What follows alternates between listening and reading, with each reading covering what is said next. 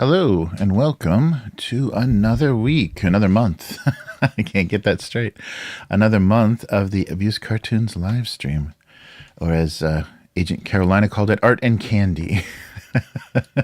That might have to be the new title. But yeah, so this is on the Abusecartoons channel, but also you may be seeing this on Upturned tables. So sorry if that's confusing. We'll see how it goes. But oh, hey, Matt and hey, Rob popped into the chat. Nice to see you guys. All right, so we'll do we'll finish off November. There's only a week left, and then maybe do first week of December, so there's actually something to do. All right, so yeah, this was last week, and then here we go with today. So I hope everyone's doing well. I think it's raining here. That's not good because it got really cold again, and that's green. So that's not going to be a good combination. Everyone is already sniffling on the train, so I can't see this anymore. There we go. All right, so that's not going to be good. This is that, it usually happens in October, but this is that transition time where the temperature suddenly drops and everybody is sick. All right.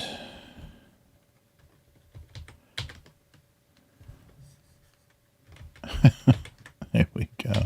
Let's save that before we go any further. Okay.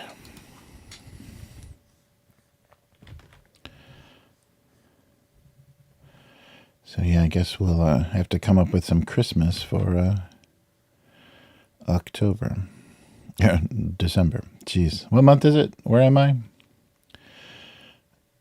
It's going to be... it did quite a bit of Halloween in October. I should put that together as some sort of thing. You know, like a... image set or something for social media.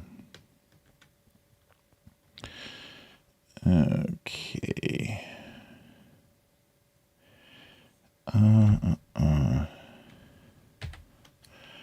So yeah, finishing up November. There's no...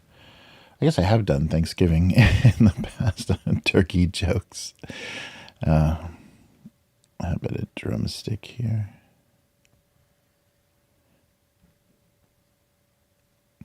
To do it as cartoony as possible so it doesn't look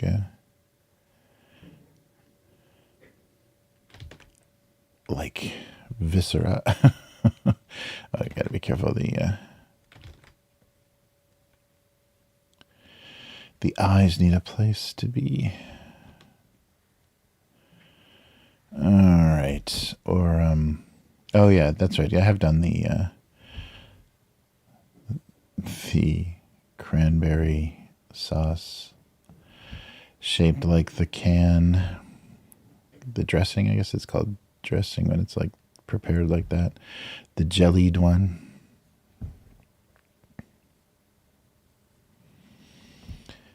There we go.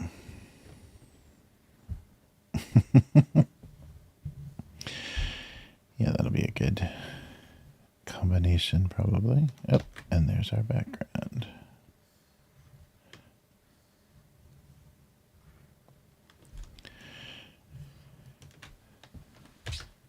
All right.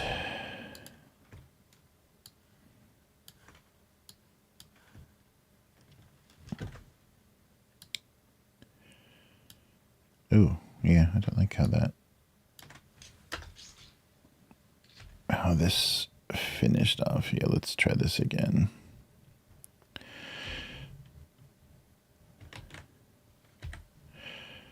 Oh, come on. Give me, there we go.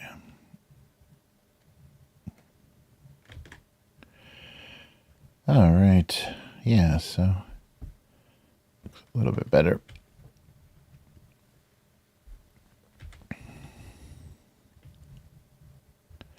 So all kinds of graffiti cases at Japanese temples. The tourists are sure going a little crazy, writing their names on, ancient wood gates and things. That's not cool. Japan is going to have to rethink this whole tourism economy thing, because they don't realize what bastards tourists can be.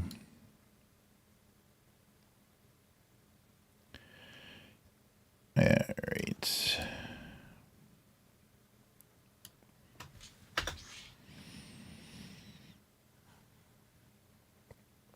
We can do some wobbly lines on the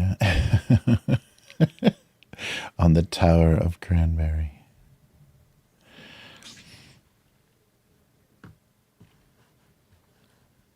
Yeah, let's do something like that.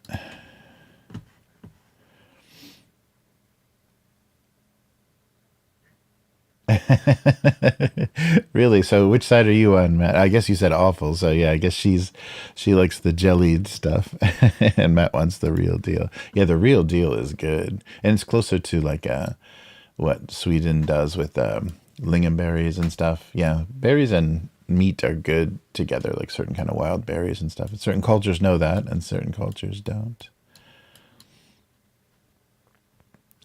But yeah, the real stuff, real cranberry sauce is amazing. Yeah, because cranberries are just weird. Is that too dark? Maybe a little lighter so you can see the eyes. Yeah, cranberries are odd, but they do complement my at a restaurant. I think when we went out with my dad one time, my wife had a steak with raspberry sauce, and she was blown away. She's like talked about that for years. That was like one of the best combinations ever. Steak and raspberry. Yeah, I just like the that most people serve it. You just take it out of the can and then slice it. So it's the disc-shaped slices, and you can still see the shape of the can.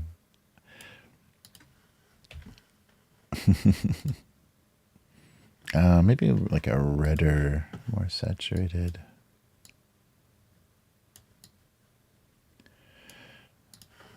Yeah, so it works visually for a cartoon. All right.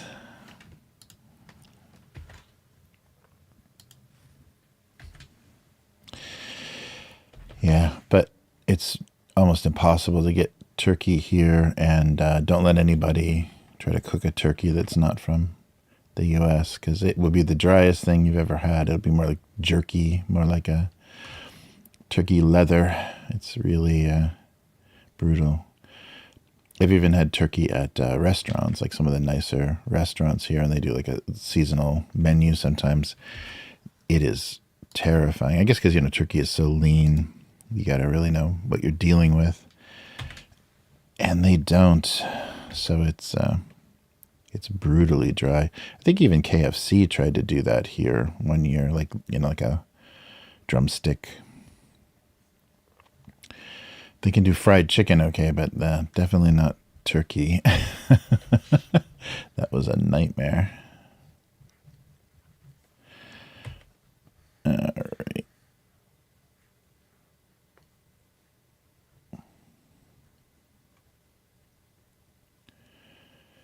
Okay, I think that works. Now let's do some shiny highlights. Get the greasiness nice and evident. Yeah, I guess here. Oh, and maybe the shadow. We should do some cast shadow by the drumstick. There we go.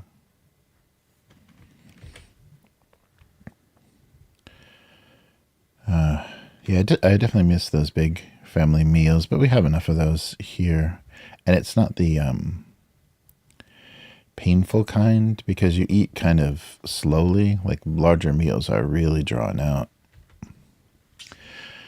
like Japanese style, so you don't stuff yourself until you can't stand it anymore and then go collapse on somebody's lazy boy.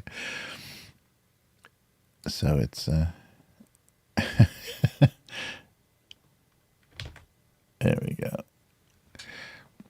I'll make the cranberries looking a little wacky. So then I guess this might be shaking as well. But yeah, notice that we did a breakfast or brunch buffet kind of thing when I was back and visited. And yeah, you just eat until you can barely walk. I forgot about that. All right.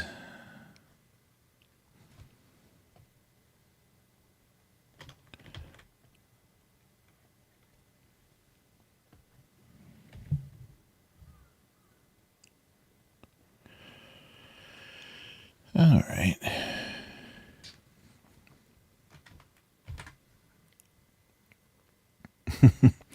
Oh, maybe a couple of highlights across the middle too.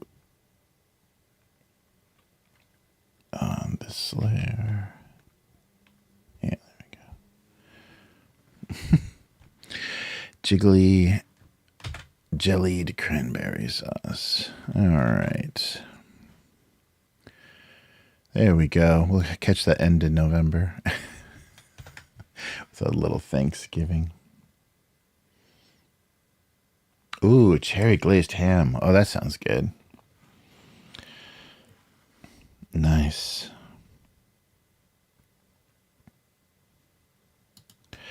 Yeah, it's funny.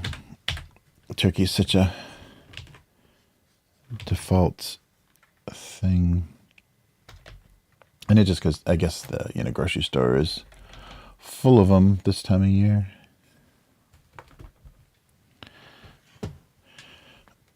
But you sure have to take the time. Is that the right? Yeah, okay. Just feels a little small. There we go.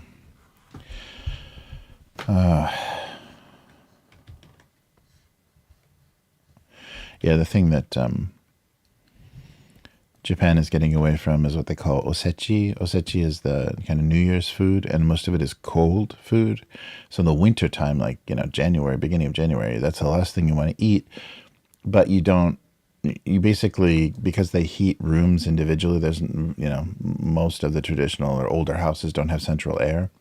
You have like a hallway or someplace that's freezing cold because it's not heated, so you can leave the food out, covered, but you can leave the food in those areas and just kind of like, bring it out anytime. Because you make too much food to put in a refrigerator, but because of the style of the food, but it's not really pleasant food to eat. And so I think a lot of people are moving away from it because it used to be that, the mothers and grandmothers and daughters would, work on preparing all of that, just like a Thanksgiving dinner, and make way too much because people will be visiting.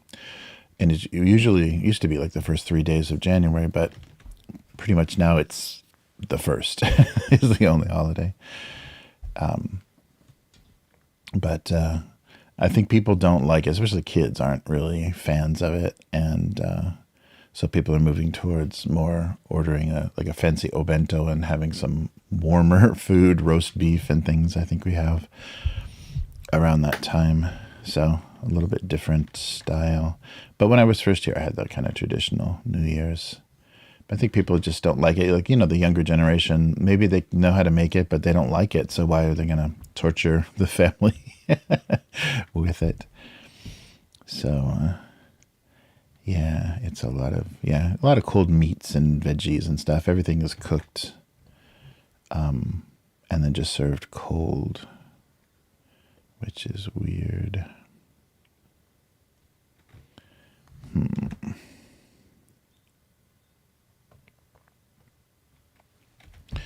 Yeah, and even the New Year's card tradition is going away.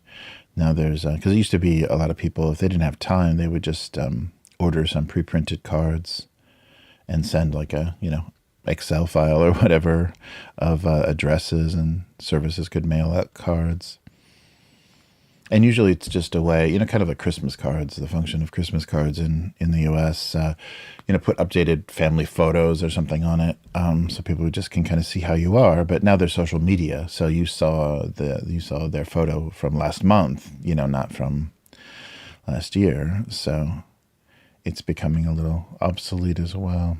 So mostly people just send you like a stamp, like some kind of animated GIF or something in your in some chat application or something for New Year's instead of an actual card. All right, just draw some papery things, maybe. All right.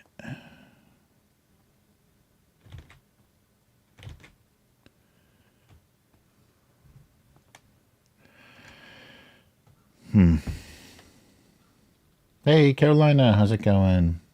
Ooh, grilled cheese. Carolina's making grilled cheese. Nice. Oh, and Matt is also going to do a Chicago beef sandwich again. Nice. It's like a 2-day thing, and I'm not feeling it. Oh no, you got to get in the mood, that Chicago mood. Nice.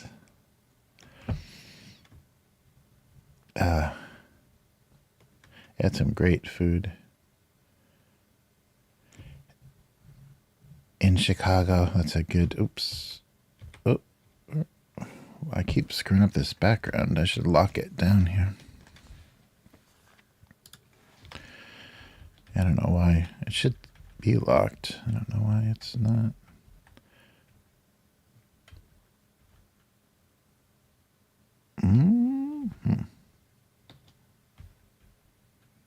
Okay, let's call that. Where's the lock? Lock a layer. There we go. Just this one. No. Used to just be a right click.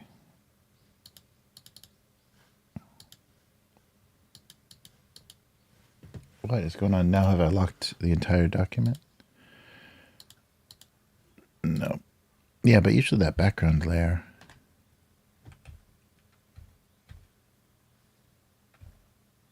Okay, I'm just going to select all and boom.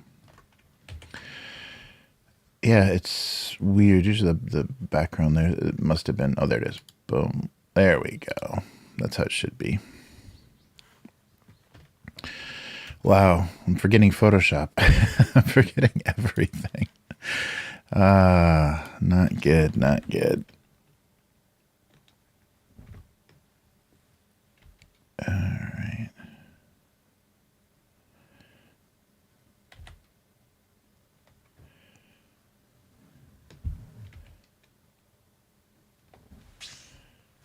Nice.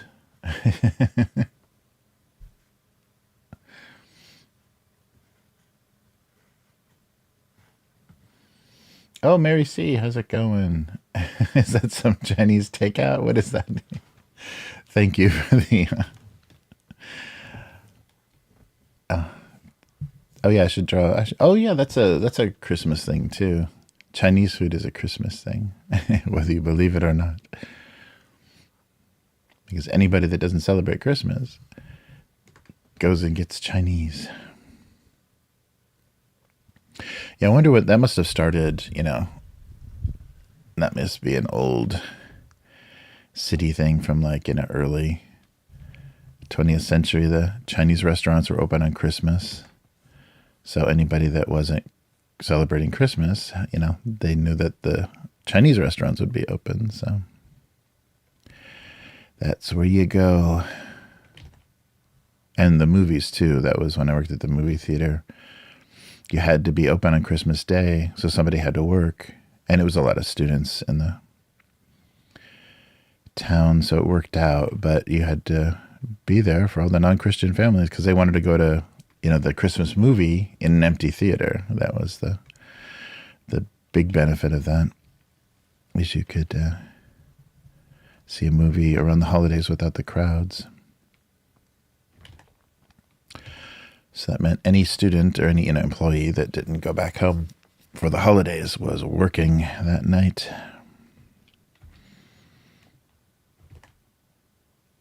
And really without kids, it's not a very meaningful holiday unless you're going to midnight mass or something. All right, I put this on a... Even then, you can still work at the movie theater. All right.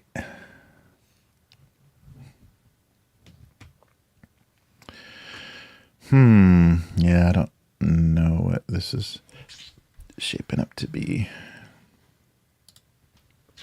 Oh, I think I had the wrong social media update. I really do not like this this multi-streaming platform. They're making changes and making it worse and worse. It's funny, you can't, and maybe it's just like, not liking change or whatever, once you get used to how something works. So they're making it better, but probably just for the benefit of themselves, like being able to monetize it or pull features apart so they can charge, different subscription levels, get different features. Like, it never seems like changes are made for to benefit the user. It's always just to benefit the monetization of the company or whatever. So I always dread upgrades or updates of things. All right. I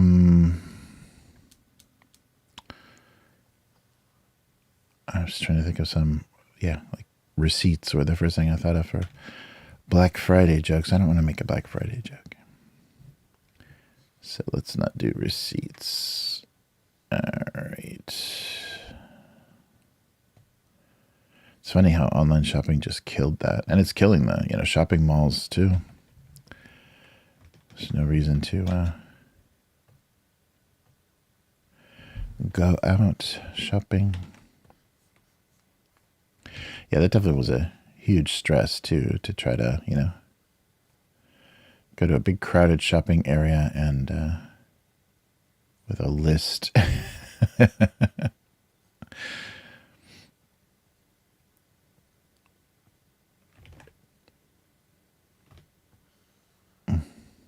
Yeah, the gift thing is so different here in Japan too. You don't open presents in front of people for the most part. I mean, younger people sometimes change that up because they want the reaction just like Americans do. But you give somebody a present and then they say thank you and they put it away. The wrapped gift. They just stick it in their bag or whatever, put it with their coat. So, and I read, and this is of course like the Western take on this, so it may be completely inaccurate, but I read that gift culture is to reinforce the bribery culture that existed in feudal Japan, since feudal Japan. So, you would give some kind of, ranking authority a gift, and there would also be cash in there or, something valuable, much more valuable than, was required for the gift. And that was kind of, asking for a favor. And so they knew you'd be returning at a later time to redeem the bribe, but it kept it, a little bit more invisible. It was hidden in, all the gift giving in Japan, the formal gift giving. But that might be just a kind of an ignorant Western view. But I read that it's might be part of it. But I think it serves a lot of other functions too, to kind of reinforce social status and social order and stuff. All the thank you gift, and then the thank you for the thank you gift, and then possibly a thank you for a thank you gift. Thank you gift. Let's see here.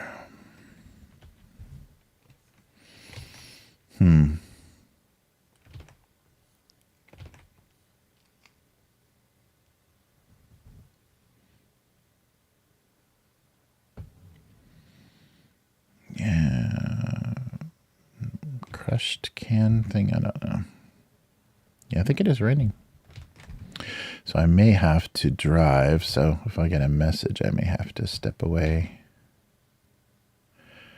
for a moment if it's raining, because there's going to be no taxis and no way to get back.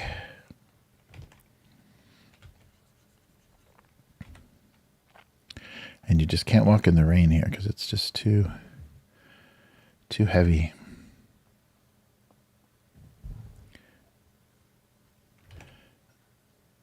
All right.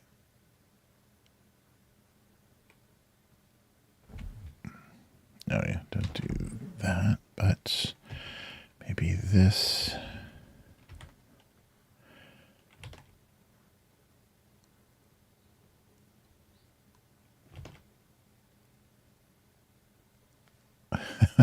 Is that still a thing? I always make this standing up for some reason.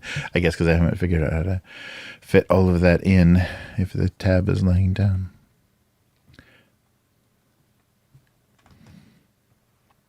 All right, let's try to first maybe straighten this a little bit. Yeah, I guess that's okay. It's nice and wonky. All right. Nice.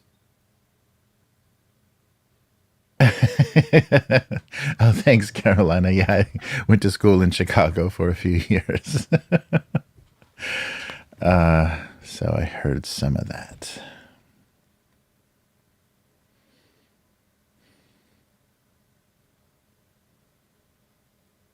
Oh, wow. Wicked movie might be worth seeing. You can see. Oh, did Matt go? Did that happen yet? Wait, Matt was going to go see Gladiator 2. But they're trying to do that cross promo thing where if you see Gladiator 2, why not see Wicked? Yeah, I don't know. I don't know how I mean, I'm not a huge musical fan, but sometimes the art direction and the staging and stuff on some of those is pretty impressive because they want to get across that, they can do a bigger scale in a film than you can on a stage. So they usually go pretty big and crazy. But it's hard to look at Ariana Grande all starved like that. She's looking pretty tiny. She was already so tiny, and now she's like just emaciated.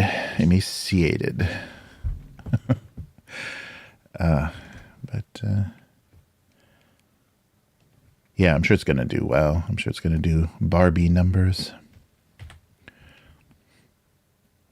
And it's also, I guess, the one review I saw said it just like leaves it off. It is obviously a part one. They didn't put part one in the title, but it just leaves it. I don't know how long the book was, like how many, or even what the play did. I never saw the musical, so I don't know if it left it open. Musicals don't do sequels, but maybe it was too much to pack into a film.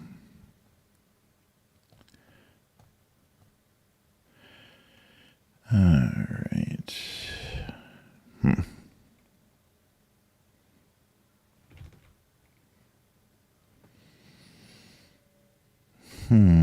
What's something weird with an aluminum can? Yes, feed those celebrities. I know. Hide their Ozempic and let them eat again. Oh, no. Gladiator 2. Matt says Gladiator 2 is a big meh. First one. Oh, yeah. Yeah, definitely. So, yeah, I don't know what he's doing in his 80s, making a lot of odd, disappointing movies. He's just cashing in on all that, backing he can get to do whatever he wants. But, yeah, that's too bad. It doesn't seem like that needed a sequel.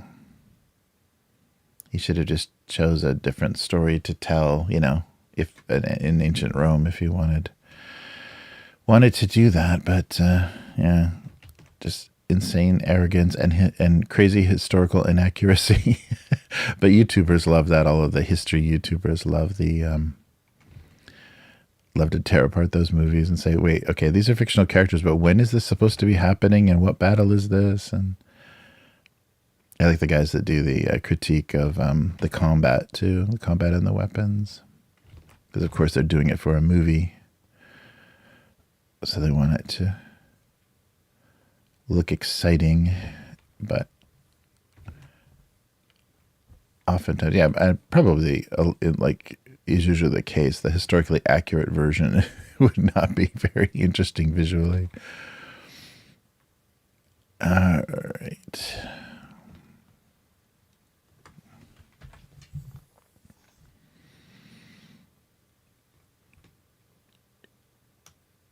That's a good, they could tear off the date desk calendar thing.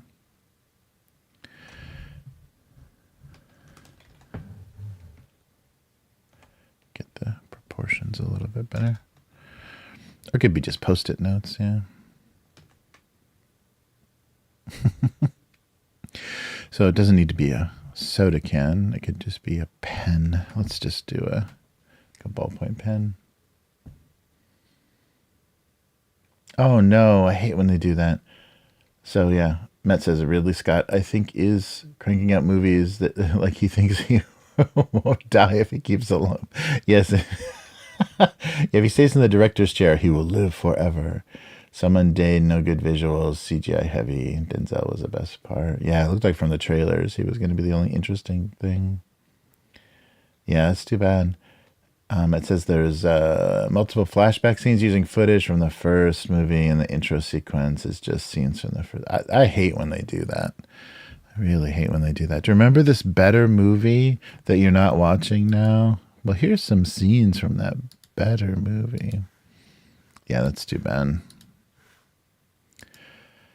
Yeah, but it's, I'm sure that's the thing you can get greenlit above anything else as a sequel, so. They think that's safe somehow. And I guess it does have like a built-in audience. You're curious enough about it. All right. Oh, yeah, let me do just a pen. Yeah, that's too bad. And what's Moana is the Thanksgiving weekend movie. Moana 2. Another 2. So why did they do Moladiator instead of, what is it? Glickid? Whatever. Whatever the... People just love to do those, or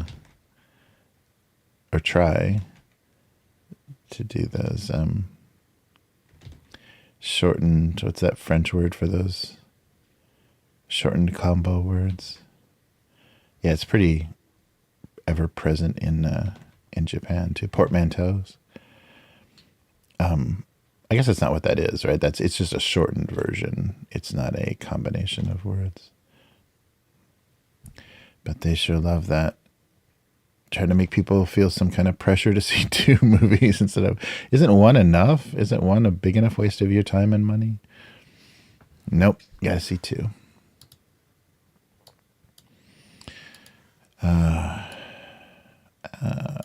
Pen's a little wonky looking.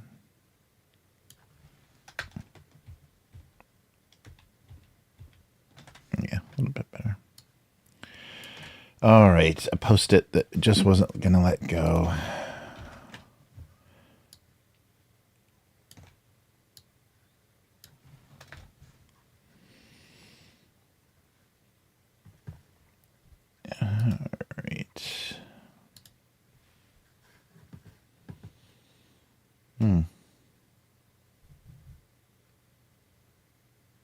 Yeah, oh yeah, that's right. That's right.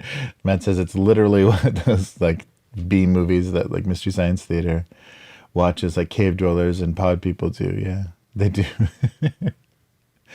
Beginning is a flashback from a better movie.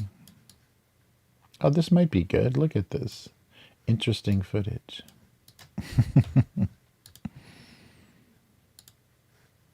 Be a little bit lighter. That looks a little more legal pad color. Yeah, okay. Yeah, that's too bad. And I'm sure the running time, well, I guess that, yeah, they just wanted to remind you. Remember this movie you loved? Well, this is not really more of it, but you can dream.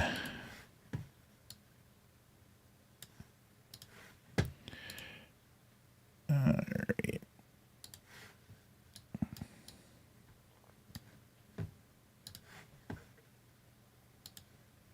Yeah, I can't believe that Gladiator won Best Picture that year. What was it up against? That seems like one of those movies you're just like,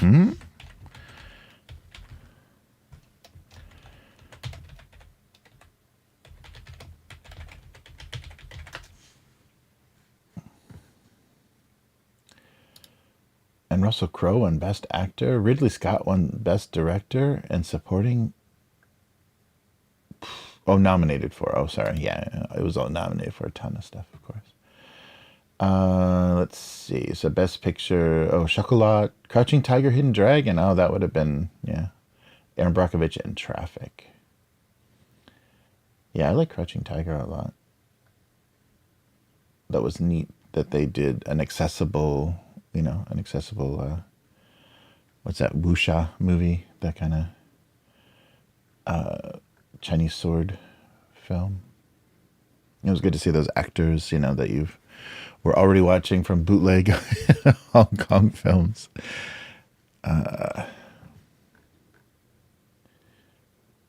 Nice. Yeah, so I guess it didn't have any, serious competition. And Russell Crowe won. Benicio won for Traffic. Almost Famous got Best Screenplay. Oh, but yeah, so they gave it to, that was back in the day when they could not imagine a foreign language film winning Best Picture, so they gave it, Crouching Tiger got Best Foreign Film that year. Remember those days before Parasite?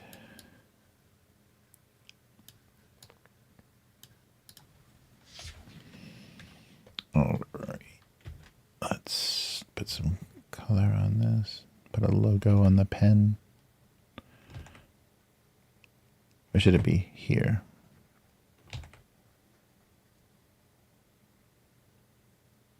No, we'll do it here on the blue. Yeah, I grew up with a bunch of random drug names on pens. Because they're back in the days when drug reps could give free things to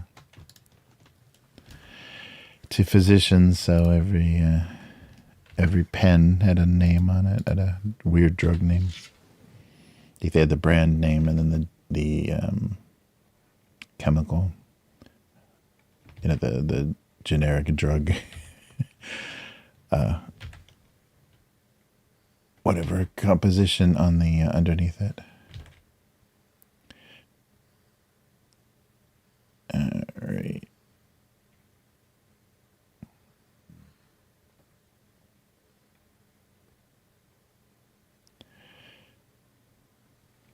So a post-it that can't let go.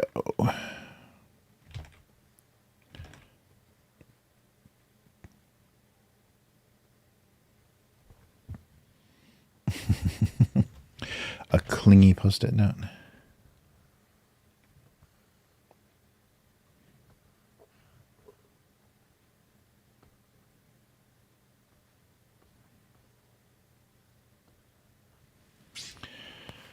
All right.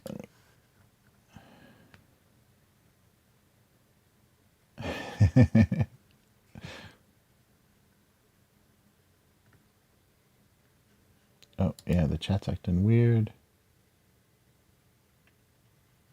Yeah, it was, wasn't it in Cantonese? Or did they speak English? I can't remember. I see those characters, I mostly see them speaking Cantonese. But yeah, it was, I think the money and stuff, that's probably why they, probably where the money came from.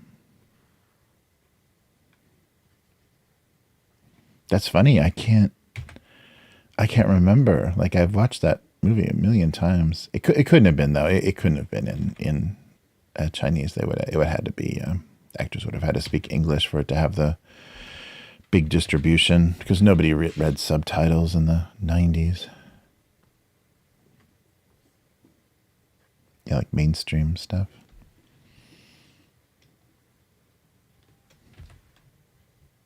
But I don't think Wong Kar-wai speaks English well enough, does he? I can't remember, because I'm getting like confused with what's his face's crazy English, the Japanese guy that's in everything. Yeah, we know Michelle Yeoh speaks English because she's in lots of Star Trek. And I think Hong Kong has a bigger advantage. I think has an advantage over Japan, because they could have gotten British educated, depending on when they grow up. Yeah, that's bugging me now. I don't think what's her face, Zheng Yi speaks, the young girl lead role was. I don't think she speaks English. I think it was in. I don't know. That's bugging me now. I can't believe I haven't watched that movie in forever, but I can't believe that. And they could have dubbed it too. Like there could have been like a horrible dub that was released in the mainstream theaters. Yeah, she's great. And the few like House of Flying Daggers and the few of the movies that she made right after that, it was just so beautiful in those films. And it was like, I think that, the Hong Kong directors knew how to shoot her, because she was in a few Western movies, like Hollywood movies, and didn't look as breathtaking just because they didn't know how to light her or something. It was surprising. She was hard to recognize because she didn't look the same. All right, there we go. Some clingy Post-it notes.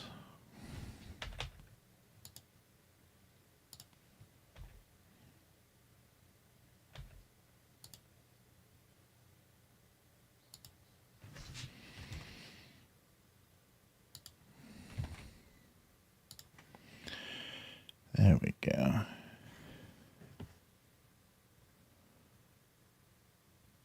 Oh, that's right. Yeah, they had like an Asian, like a Chinese theme for that last Mummy. Yeah, right. Yeah, she's been in a ton of stuff. She was really pretty when she was young. Like you forget, she's like, just looks like middle-aged Chinese woman now. But like her in the 90s, like I guess 80s, late 80s and 90s, when she was young, like her first kind of lead roles. Yeah, she was really pretty. She just needed a little, chubby, like a little baby fat in her face. It changes her look, because now she has a much more severe look. But I always forget when you see the old promotional pictures of her.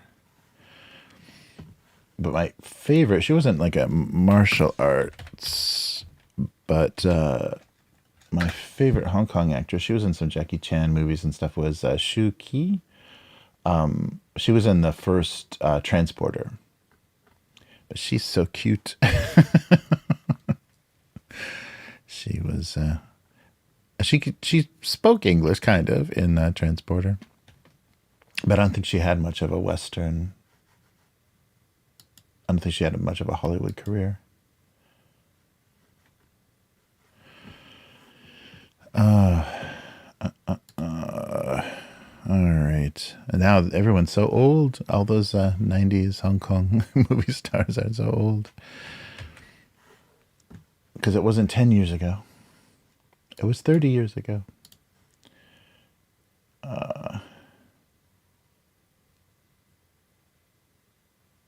Oh, it's in Mandarin. Interesting. Yeah.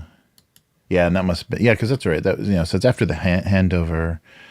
So maybe any Chinese funded release. Yeah, because I can't picture those actors all speaking English for some reason.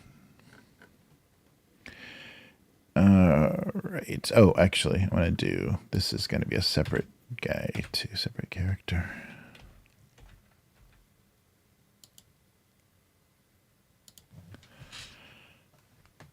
All right.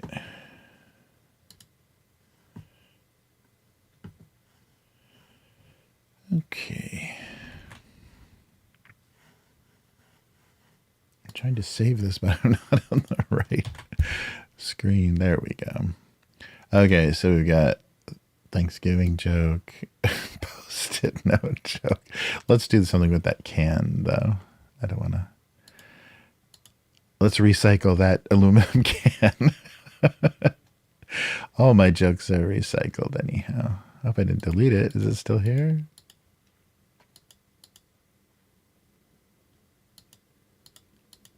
Oh, was that a different? Oh, no, there it is. There it is. Okay.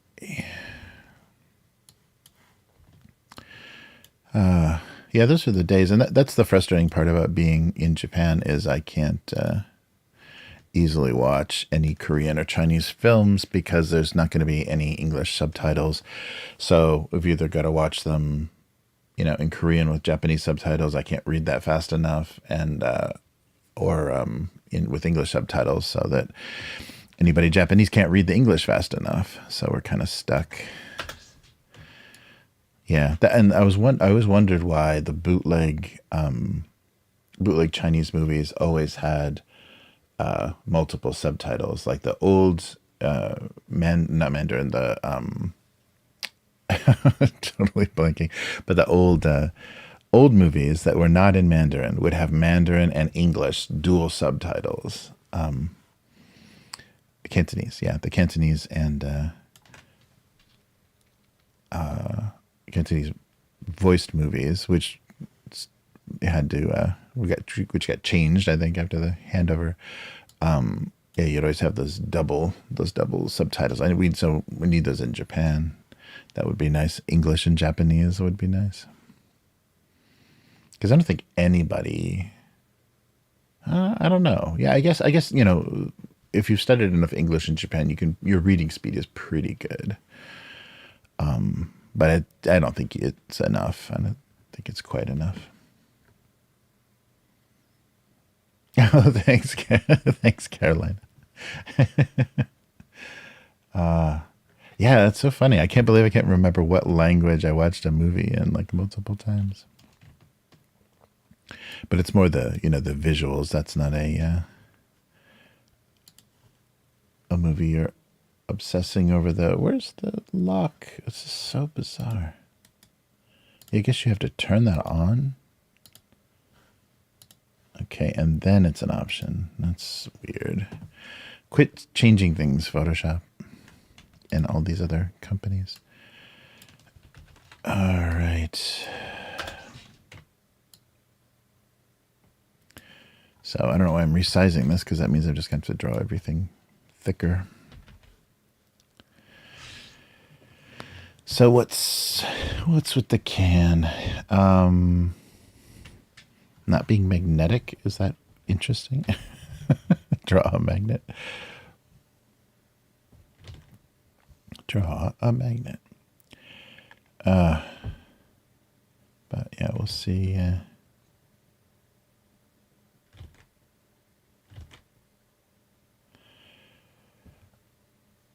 No, let's not do this. Oh, this is on the same layer too. What am I doing? Okay. Yeah, I should not have sized that up. All right. So recycling joke.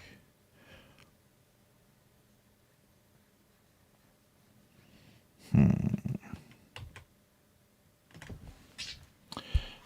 we'll see.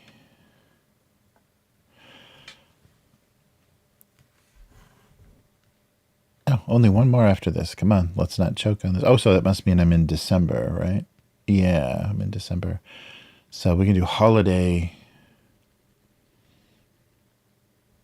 packaging. Maybe that would be fun. You know how brands will do the Christmas version of, especially Coca-Cola. Oh yeah, have you guys seen that AI Coca-Cola ad? It's getting scary.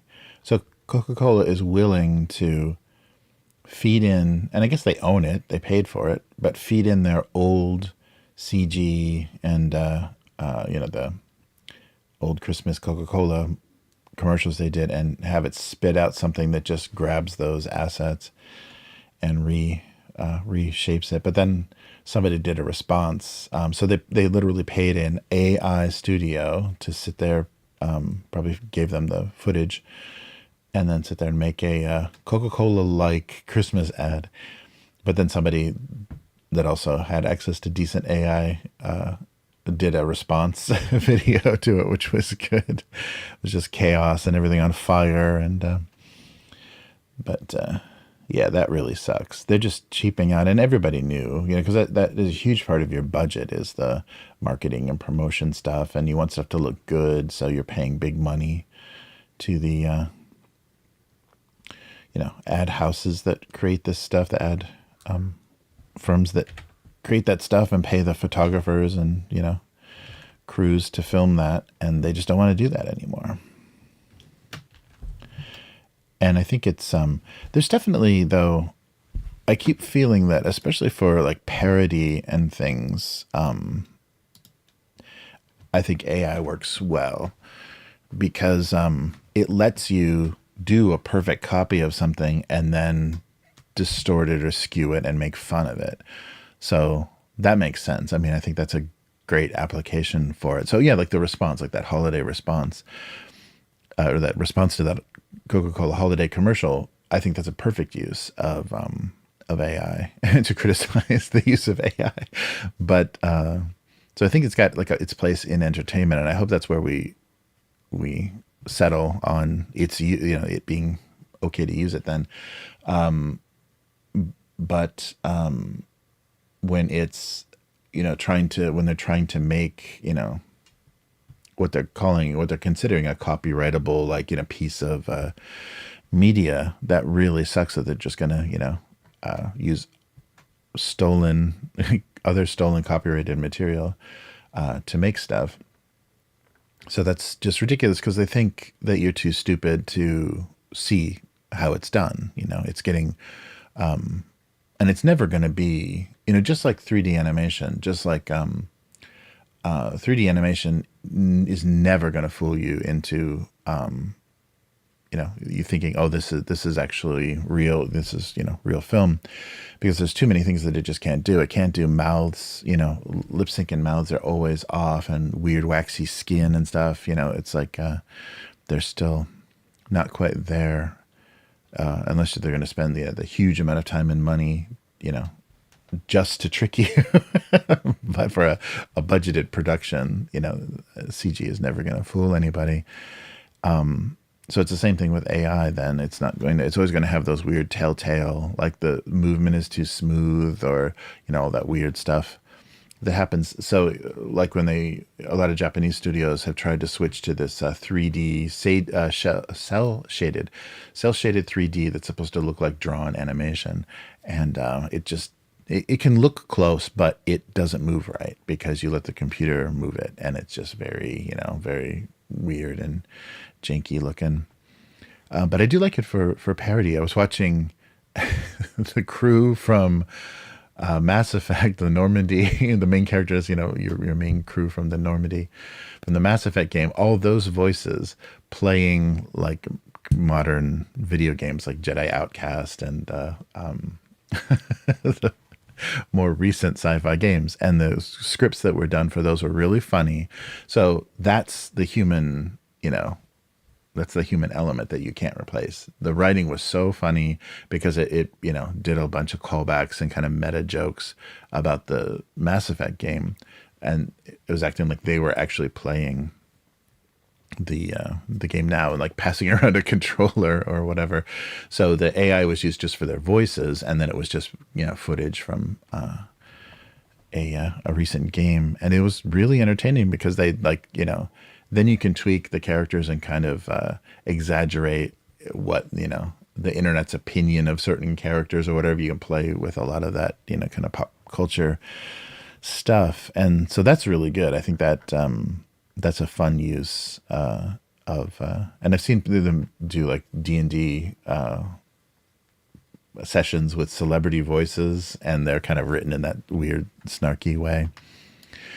But the so I think for parody, I think it's and that may be the revival, how you can revive being able to make fun of things, you know, again, without it being too political or whatever. Or, you know, yeah, very easily, and people can't be offended because you've got this like layer of like weird technology that's helping create it. I don't know. Nice.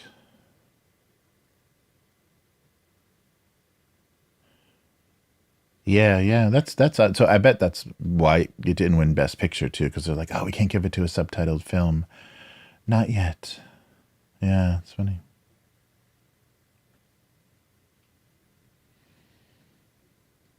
Mm.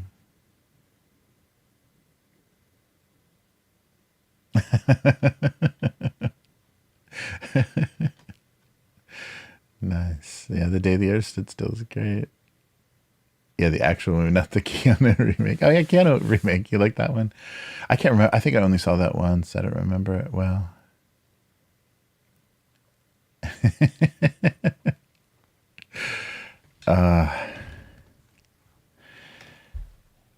Yeah. That original. I like the old, sci-fi B movies. Yeah, a lot of some of the stuff that even Mystery Science Theater did, like I liked that before. It wasn't something I needed their help to survive. Okay, so what was? Oh, I didn't have anything yet, did I? So this can corkscrew a. Oh, well, that's right. Holiday packaging. That's right.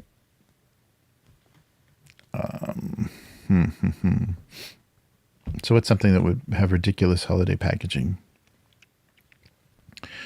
Condoms? Oh, cigarettes. How about something like, yeah, cigarettes might be. I don't think they've ever had holiday packaging. They don't. Nobody cares. Maybe like a hard pack.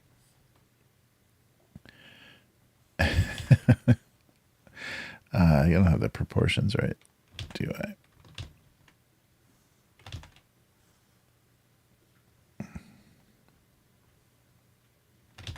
Yeah, let me get this down first.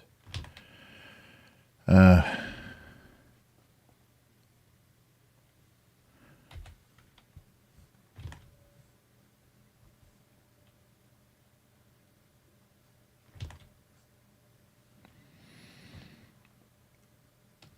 right, so should we do cigarettes and beer? Yeah, maybe. So, yeah, well, let's do a Lucy too, so we can put some stupid Christmas detail on that as well.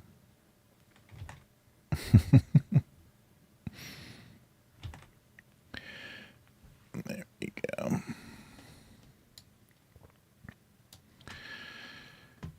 All right.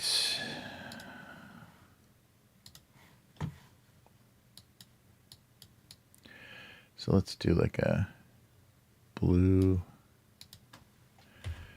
can and then go crazy with the red and green.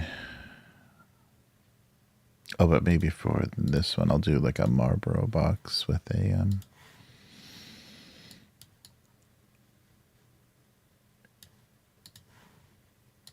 with a Christmas tree instead of the the white space, and something dark for the tobacco end. There we go. Maybe a new layer for that just in case I screw it up. Yeah.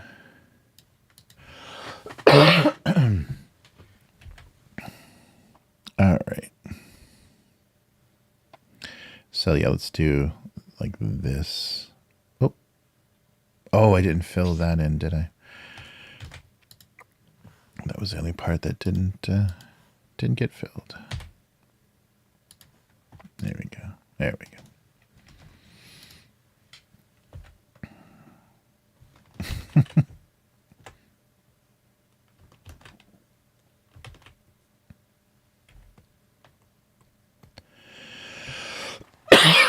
go. Sorry, guys. That's the worst.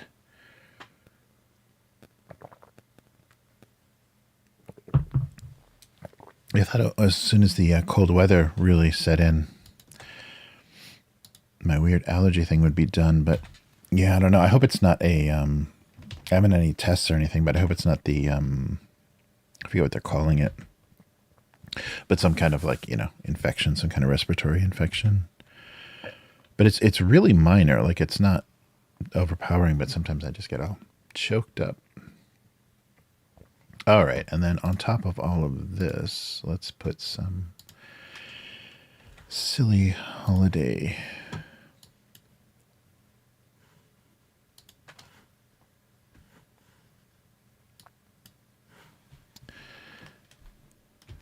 All right.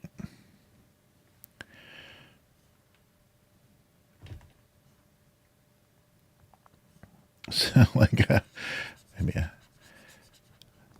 a Santa hat and then some holly.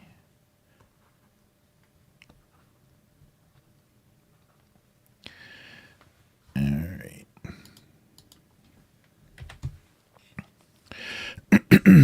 Yeah, it wants to. Still wants to get me. All right, and then some green.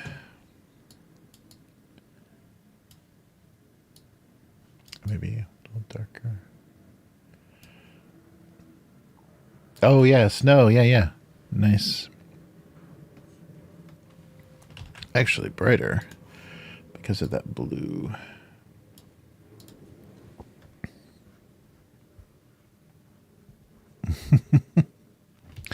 Try that again. There we go.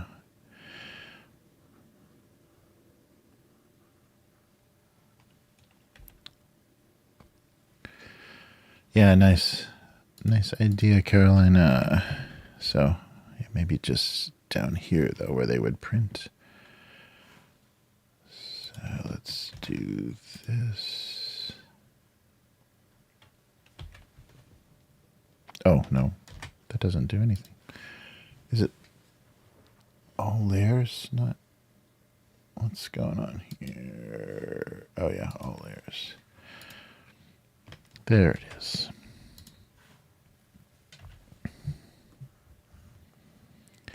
Yeah, let's do some nice snow along the bottom. And then let's do a like a standard kind of Christmas tree here.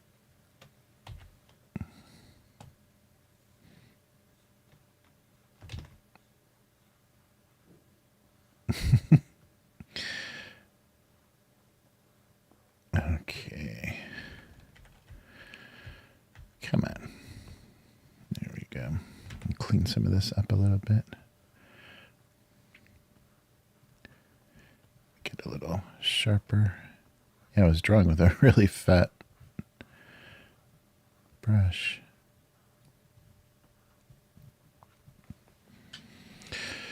All right. Maybe this too.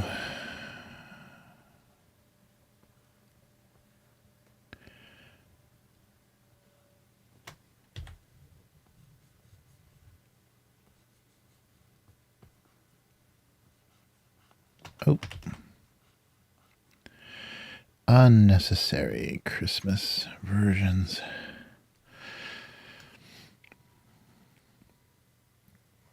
So maybe some, I guess some red.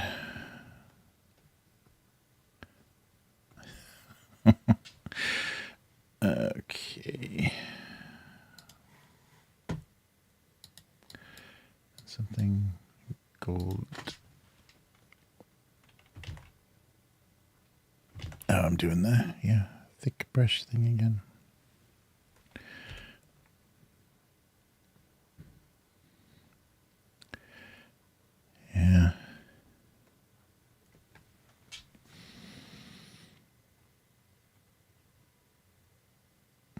All right, and then let's do the kind of the name of the.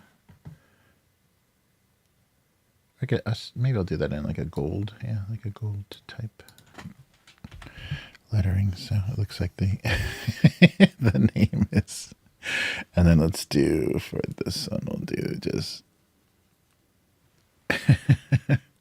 so you can't quite see, or should we do it like this?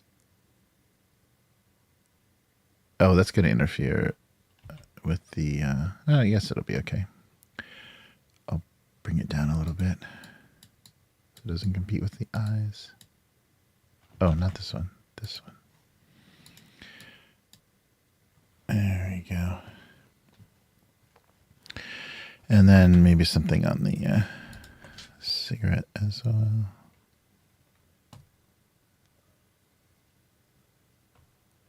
Come on, layers. There we are. Oh, I didn't fill the cigarette. Really? I thought for sure.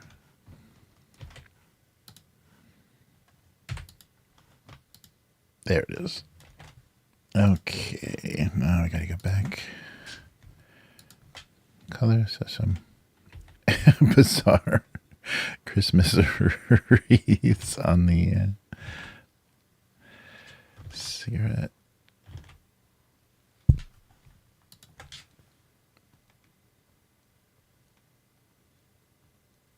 There we go. And maybe for that, some bit lighter. Get that paper effect. All right, I think that's good. Unnecessary holiday decorating. Okay, wait. First, let's get all of this positioned better.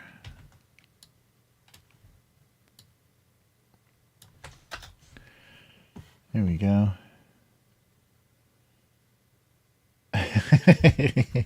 Hey, Uncle Rico. I ordered by court to play these cartoons. Yes, it is. It is court-ordered cartooning.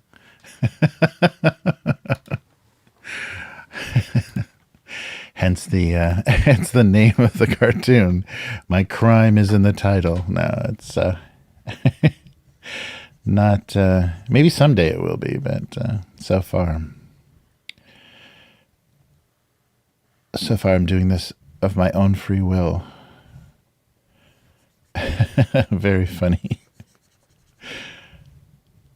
Yeah, I guess I'm naming a gag cartoon after a felony is tends to raise those kinds of questions.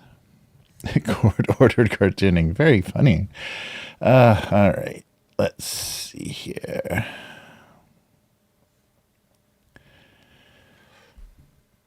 I want some shininess.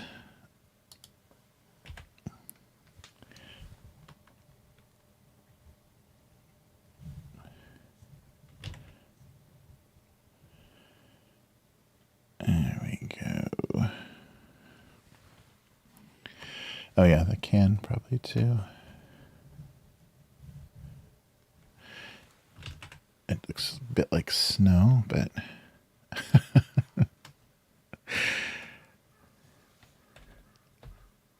that would be, oops, that would be my luck. The only way I could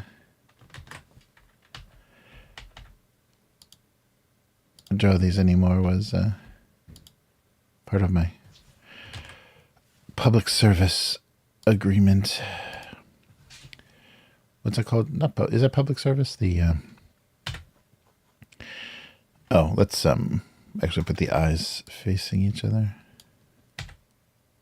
like when you pick up trash on the freeway and stuff. What's that called?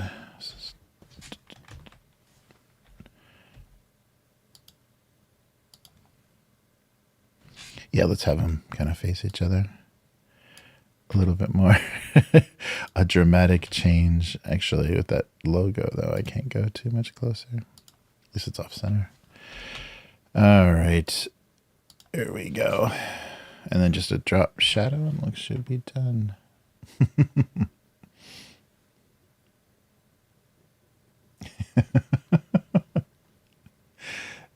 Nice.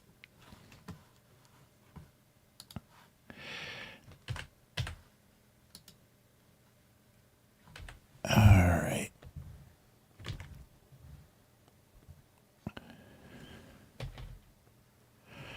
So yeah, after, I guess I'll finish one more and then we'll go look at the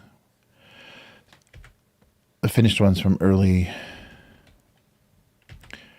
in the month, and then get some snacks in. Oh yeah, I still have the we'll have a Halloween leftover in there. It was still in the store too when I was there. I guess nobody thought it looked very cute or tasty.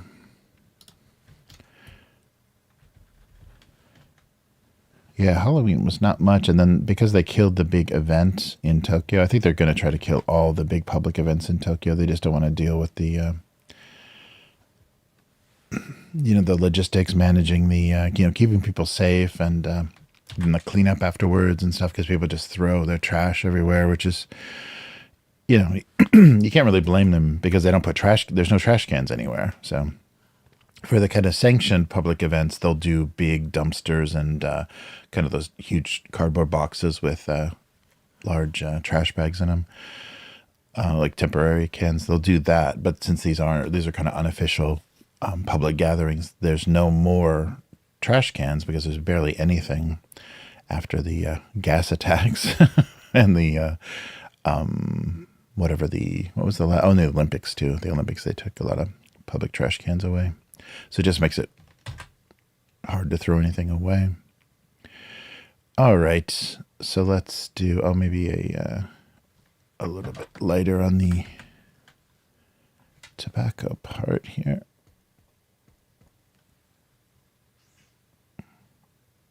Okay, cool. So one more. This one. Yeah. We've got Post-it notes, holiday cans or holiday packaging, and cranberries and a turkey leg. Nice.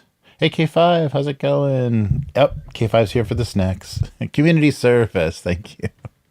Community service. Yes, this wasn't part of my community service agreement.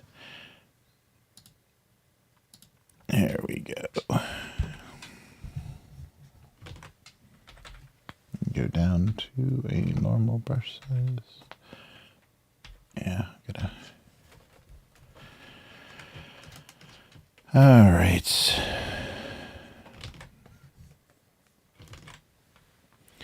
There we go. Yeah, where's Yum? Yum Num. She's started streaming pretty regularly on Twitch, although I haven't gotten any notifications for a while. So maybe she's got some streaming to do of her own. Yeah, we'll see. All right. Yeah, good to see you, K5. Thanks so much for the support. All right, one more. And this is still, this is in December, so it can still be, we can do more Christmas gags. All right. Something. Ozempic Santa. All right.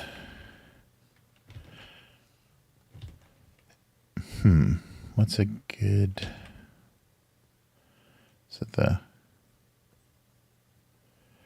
Yeah, they don't do a lot of the holiday gift wrap here. They just do bags, which is kind of strange. So you just put something in a decorative bag, and it's not much nicer than a trash bag. It just has some holiday graphics on it. All right. Lazy wrapping. It's funny, when they do gift wrapping, it's amazing. Like, they can take a single piece, like a one size. If you go to the department store and you have something wrapped, they have one square standard size. I think it's like 70 by 70 centimeters. And they can take that and wrap anything with it. Yeah, it's amazing. Because because they'll like set it off center diagonally, and then everything folds together perfectly. It's those origami powers, but that's, yeah, pretty insane to watch. And then there's a lot of stores that, you know, it's usually just the department stores that have that kind of fancy thing going on. The other stores, if you ask for something wrapped, they just put it in a bag with snowflakes on it.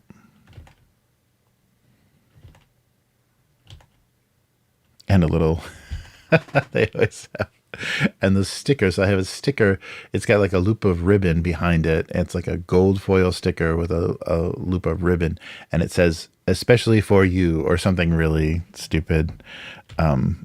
Those generic kind of gift slogans. Yeah, they always have those. And it's in English, of course, because English is cool. Yeah, I don't know why it's always in English.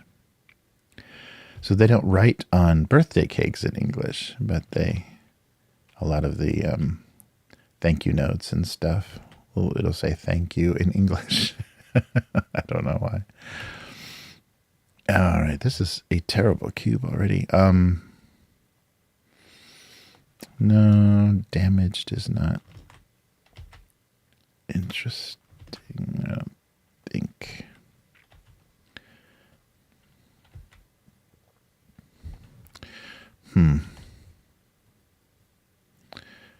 But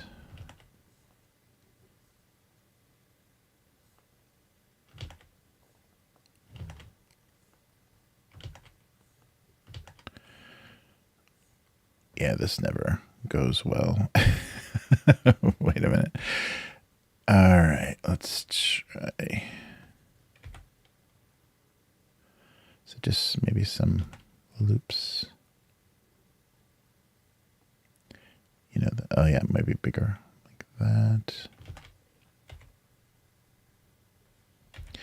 Instead of drawing a bow, I'll just do some kind of folded loops like this. This usually looks more convincing. Oh, and then here, there we go. Something like that.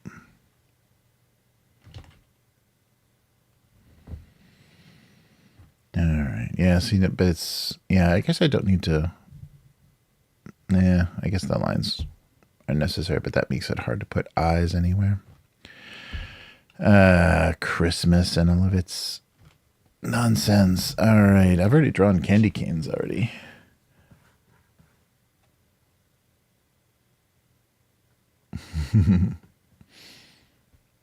Oh yeah, Vero too. Yeah, yeah. I haven't seen Vero lately at all.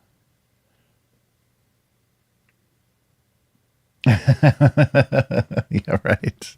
Yeah, I was talking to Chris about setting up something at the hobby table so she could stream stuff. But I don't think I've had a lot of trouble. We haven't done. I think we've only ever done one, you know, like Skype call or whatever from home because she's just worried about, you know, privacy and stuff. So maybe it's hard to set up without her kid, you know, coming in on camera and stuff.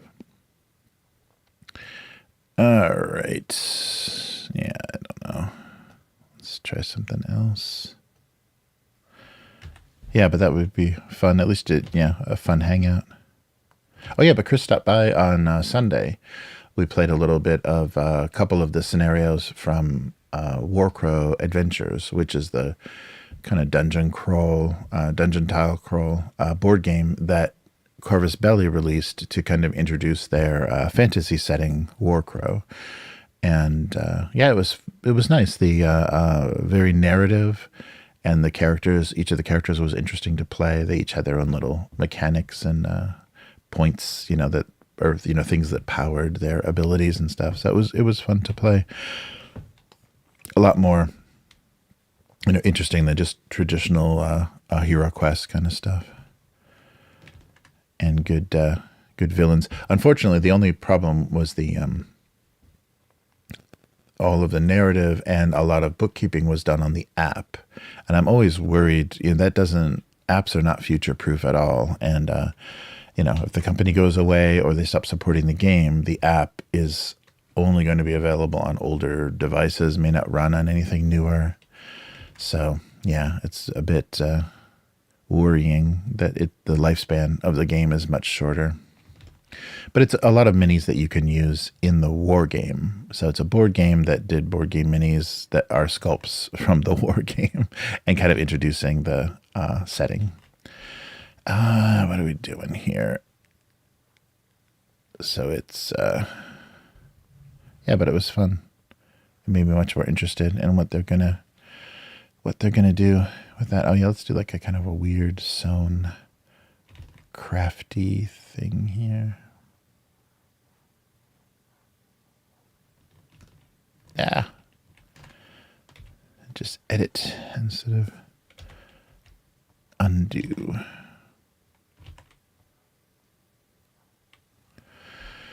All right. And some droopy, weird Christmas decorations. And put maybe stitches on everything so you can see. You know, like those country stores that have the handcrafted Christmas decorations. Some of them are a little wonky looking. Something like that. Or this could be an attempt to make a Christmas tree out of inappropriate food. It has that feeling as well.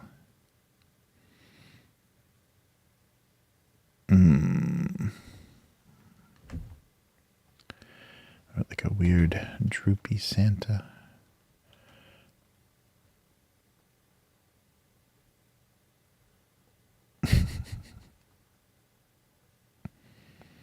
All right, where's this going here?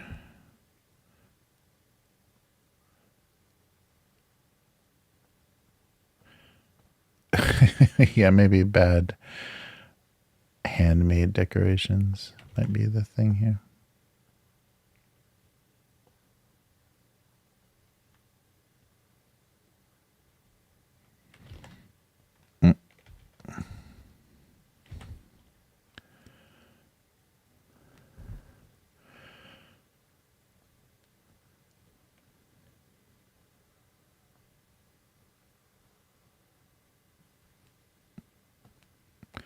Something. Then maybe just boots sticking out of the the bottom here. No one would accuse these of being made with AI.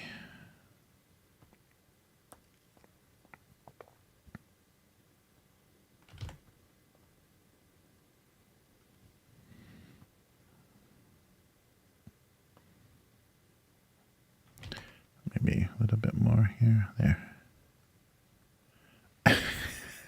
Is that the heel of a boot? Yeah, I guess it is. All right. Terrible Christmas decorations. All right, there we go. Oh, this doesn't, I don't actually need that line. Definitely be so heavy.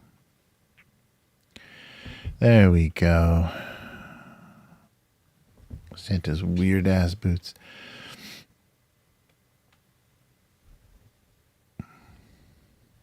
So then maybe some, yeah, obvious like stitching.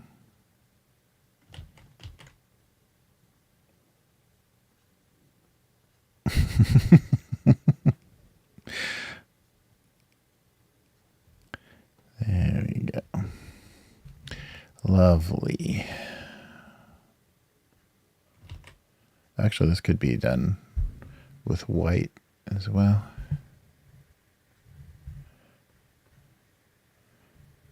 Yeah, it's really raining here. Jeez. Oh, yes, I should check my phone. Sorry. A bad sewing job. Oh, cool. It's not even 4 yet.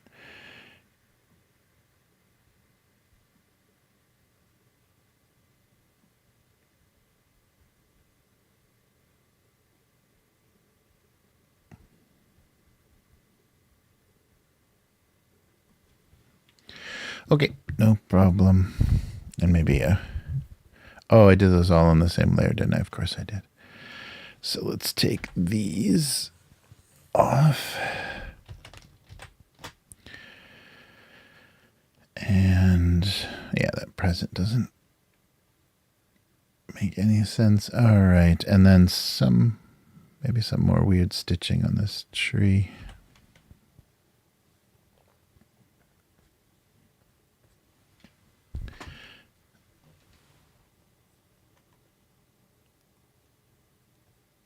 There we go.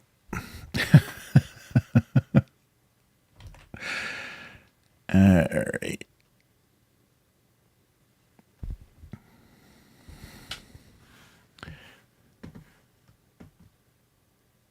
Oh, the cyborg characters. Yeah, Matt, I took a look at the character sheets. Yeah, they look good. I'll definitely, those will be fun to draw. Yeah, I want to. I have the book. I'll take a look at the book. But anything that specifies, I guess the style or whatever, that's the only thing I want to make sure. Like the fashion. Come up with something that looks good. I think I can come up with something. There we go. Weird, cruddy ornaments or decorations. Okay. Let's do that for the last one. Yeah, a lot of wrong layer again. So that's here. And let's take those off. Okay. These are in the tree. There we go.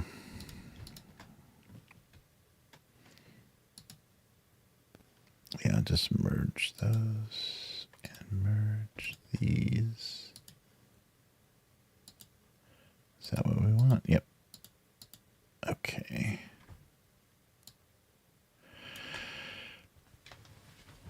All right. So a little color. Yeah, I should have some time soon because I'm sure you're anxious to play. I should have some time soon to get going on some of those, some of that character stuff. All right. Oh, and then let's do the white.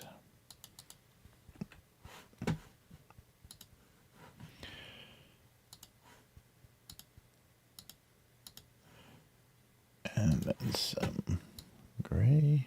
Sure.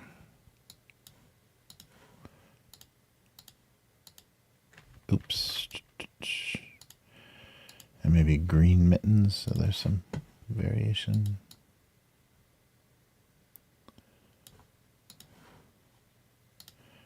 And then that could be the tree color. Yeah.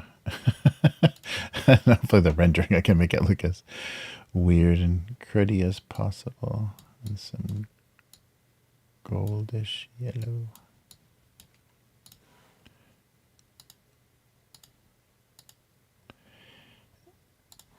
And maybe a blue.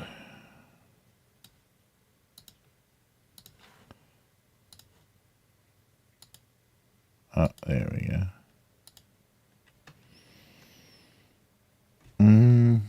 Let's see here. Maybe make this red. So this can be yellow. There we are. And weird brown. And some kind of weird, it's only his nose, so kind of some kind of pinky, weird, fleshy color.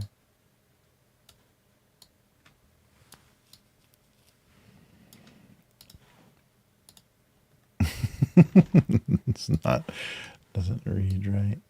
Let's try this. There we go. All right. Oh, and maybe the star on the top can be a lighter yellow.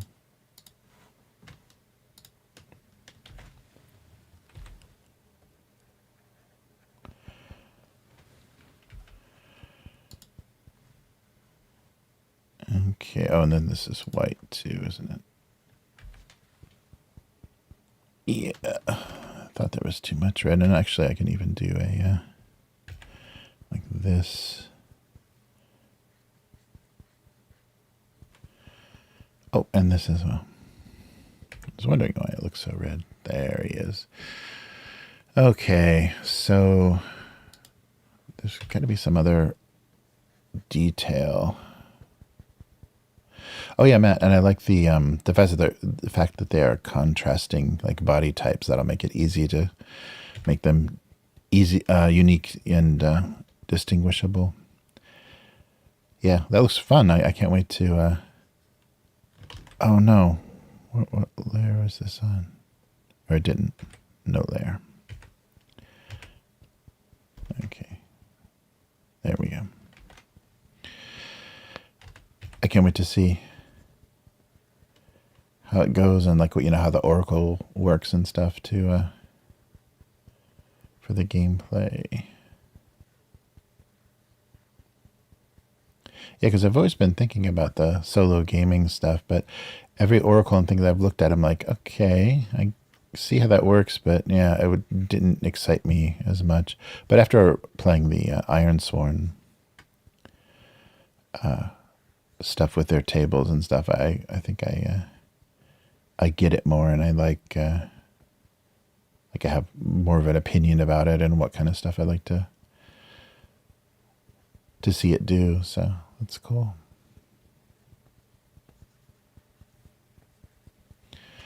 All right, is there some way to make this more crappy looking? I'm trying to think.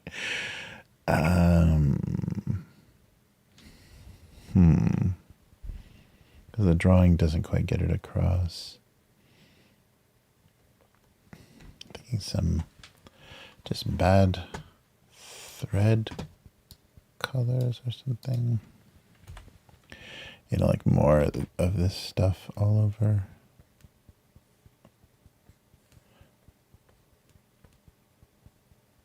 Like it's just very poorly sewn. Oh, maybe for the boots too. Is this light enough? Barely.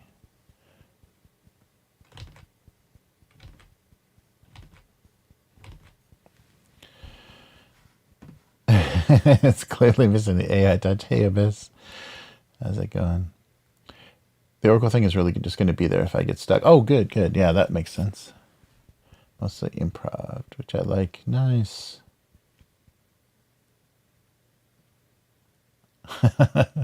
Hey, Abyss. Yeah, secret channels of of cartoon drawing. Okay, let's do some more shadows here.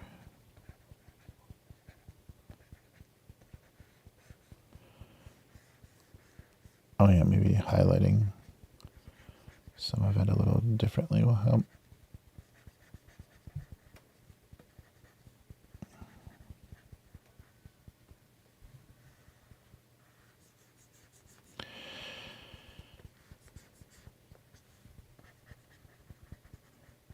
Yeah, I'm thinking of this, like the kind of decorations and things they sell at like a Cracker Barrel gift shop. Yeah, that kind of crappy. Yeah, let's do something like that. There we go.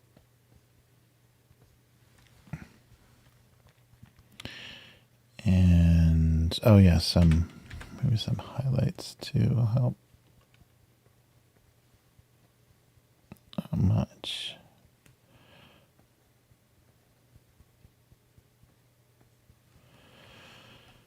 Okay, maybe here.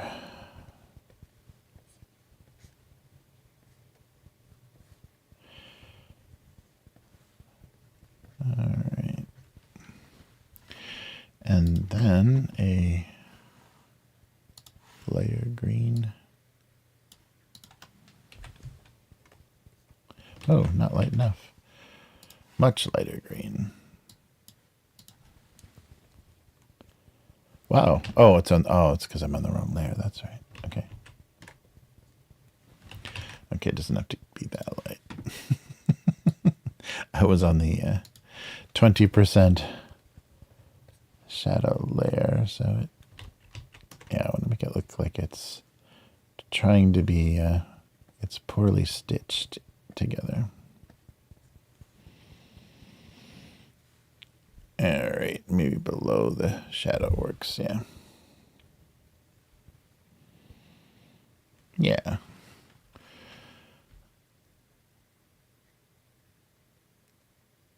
I think that'll be good. Maybe some highlights on some of it so it's like weird, inappropriate material.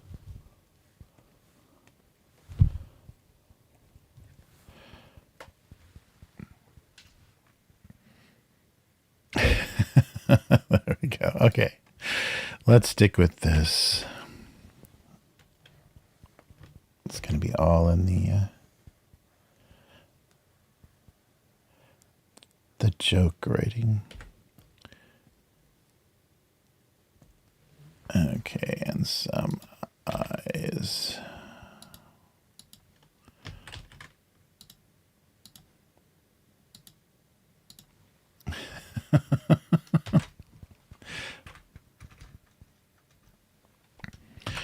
All right, let's do that. Cool. So we'll take our first. Let's do our first snack break.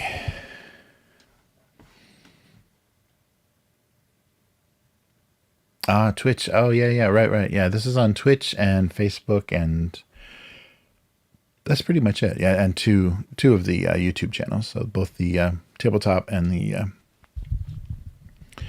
channel for Abusecartoons.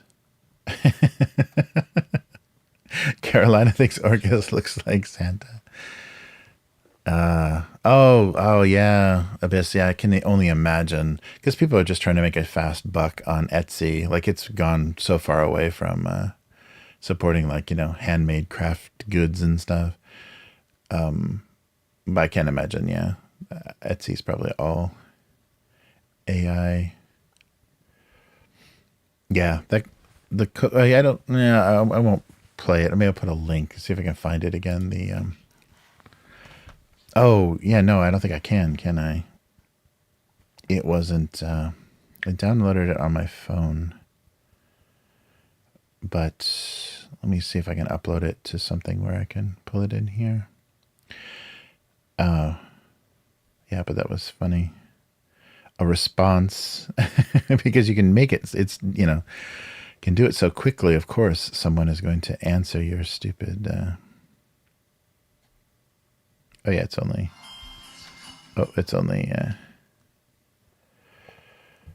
5. So open with copy to, see if it gives me, no, it doesn't. This is just internally. VLC is not a great, oh wait, share. Maybe I can share it to Dropbox or something.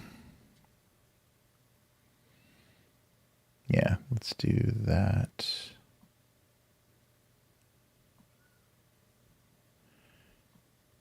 Okay. It shouldn't take too long. But yeah, it looks exactly like they were able to. Let's make everything a little bit bigger. All the artwork, at least. There we go. Fill the screen a bit better. They were able to get the exact same effect.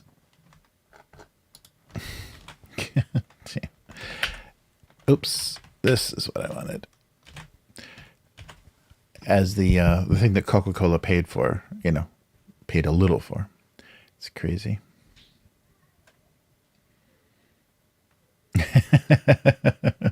It's unescapable. At a certain age, you just turn to the sky and start yelling at it. These damn clouds. Yes, yes, the ramble and banter of the weekly. There we go. So let me see if that made it.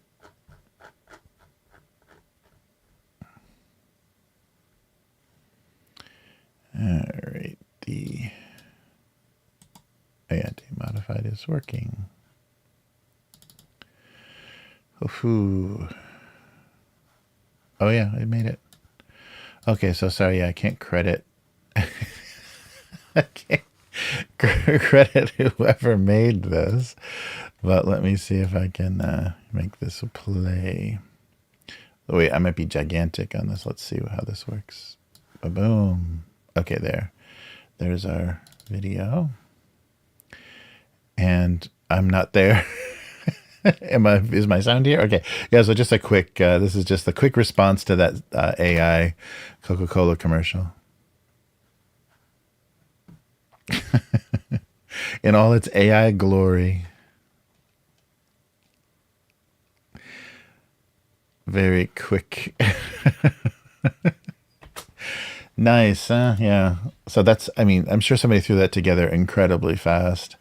Just the same way that the people that got paid to do the official one did. Yeah, so the official ones are all over YouTube and stuff. But I thought that was great. Somebody instantly responded with, yeah, this is not what you should be what you should be doing. I like the guy. It looks like he was chewing the bottle, the mouth that was drinking all wrong. Gotta love that the AI future.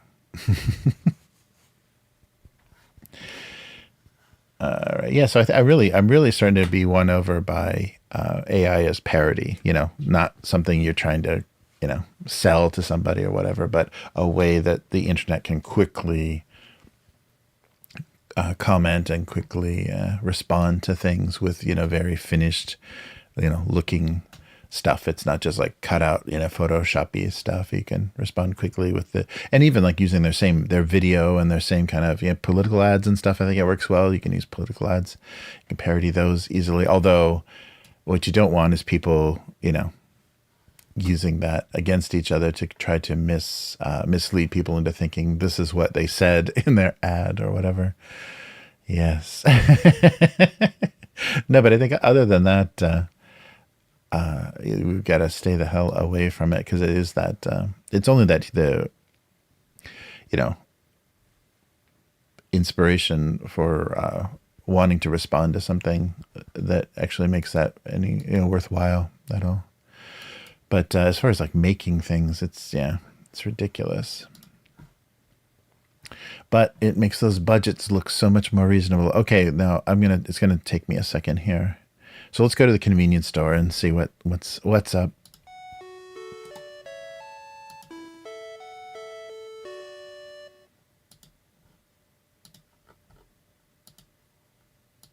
Yeah. Oh, right, there I am. Let's not go so big. All right, there we go. Sorry, I didn't have all the scenes set up because the video capture didn't work. Is my mic working? Yes. Okay. Cool. Okay, so let's see. I'll just reach into the bag. Oh, actually, I know what I'm going to get because it's the biggest thing. Yeah, it's hard to get around it. All right. Well, let's start with this. This will be fun. I can't remember if I've I don't think I've done these before, but these have always been one of my favorite things. Now there's a couple of different versions. I do a couple of different styles of pizza. So this is Calobies, so the green is keying out, but the Calobies pizza chips. So it's pizza potato. Yeah, pizza potato. So it's just potato chips, but instead of just flavoring it with like a powder, like a Doritos or some other, like the Lay's potato chip style, there's spices and there's sauce and cheese that they kind of put, because look at the chips themselves. So they kind of elaborate on that on the back, talking about they literally season the chip and then they spray it with cheese and sauce. So it's a much more it's a much nicer recreation. It's not just that like weird laboratory derived like powder that makes you like super thirsty and want to eat another one as fast as possible. So they have margarita pizza and a few other types of pizza. This is just their standard kind of pepperoni pizza. It's kind of just spicy. I think it's just going to be oregano, tomato sauce, and cheese, and a little bit of spice to imitate a kind of pepperoni. But as you can see, look at the chips themselves. Oh, nope, you can't. They are covered with cheese. So it's not just a weird powder. It's actually, oh, sorry, they're key. Yeah, I guess the yellow. Yeah, the yellow of the chip is close enough to green. But it smells just like a pizza. So it's nice, but not like a good pizza, like a cheap, public school cafeteria pizza. Yeah, these are great. I'm curious what the other flavors they went, I think there's a spicier version, and then there's the maybe no spice, just cheese and maybe what's the basil? Whatever's on a margarita pizza. This is such a better way to do this because it doesn't have, you're still tasting a potato chip, but there's so much more. It's like dipping a potato chip. It's like scraping the top of pizza onto a potato chip. So it's just kind of a Ruffles looking corrugated, ridged corrugated. Rich potato chip, but they actually like season it, and it doesn't have that weird chemical like synthetic flavor that you're like, wow, that's very Cool Ranch, and then you're immediately like craving it again. It'd be interesting to see the assembly line with the cheese sprayer because it's just speckled with but really randomly. And it looks like, I guess they do both sides. Yeah, but these are great.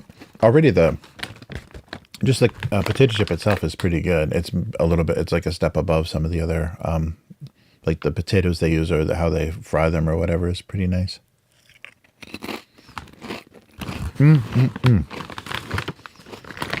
Yeah, so it's a little bit of the, pepperoni kind of sausagey spice in there. Cheese and potato. Yeah, I saw these and I was like, oh wow, it's been so long. It's been so long. And it's the biggest thing in there, so of course it's going to be the first thing I grabbed. Yeah, these are great. So really, and I wonder though if it shortens the like shelf life, since they're actually like, putting cheese and stuff on it, as opposed to just a chip that has just like a powdered flavoring.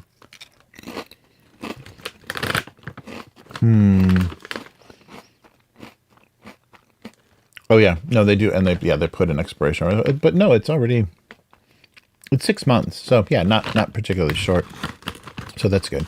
Yeah, some things in Japan have really, really short shelf lives because they don't do preservatives or anything. So some things the convenience stores and everything are getting rid of really, really fast. And I think because some of the more traditional Japanese sweets and snacks and stuff, they haven't made a fake version of them yet. Yeah, so if you see any Japanese pizza chips, give them a try. They're really they're really good. That's a really good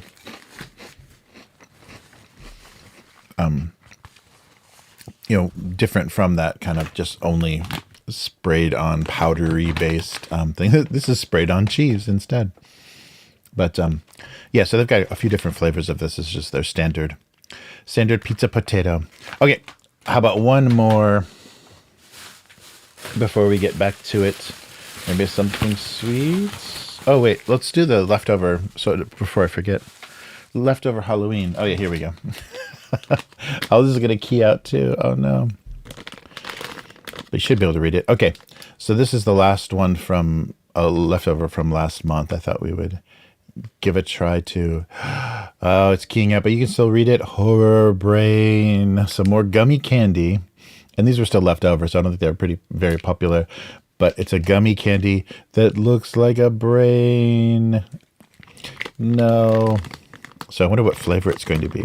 Brain flavor? They just did like sheep's brains flavor. Yeah, it doesn't say. Oh, and it didn't say. Yeah, it wasn't one of those. And maybe that's why it wasn't like one of the big established candy brands. There was no branding on the front. I think people. They're really gross color. I thought they would be. So the front of the package, they look like they're kind of hot pink, right? It's kind of very bright because the green is very fluorescent green, although that's why it's keying out. And the pink is a very bright pink. But the real gummy is real brain color. Like that's really close to, it's like a little too translucent, but that's really close to brain color. Oh, I think it's just peach, yeah. Peach brains. Yeah, it's a really soft, gummy, not as like super sweet kids one, but that coloring is horrible. That's That's so you can barely see, but it's ridged. You know, it's got the brain folds.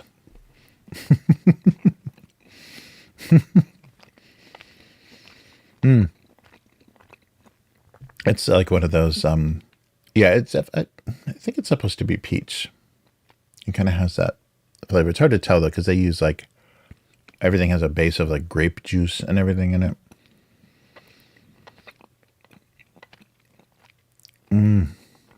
Oh yeah, it says grape.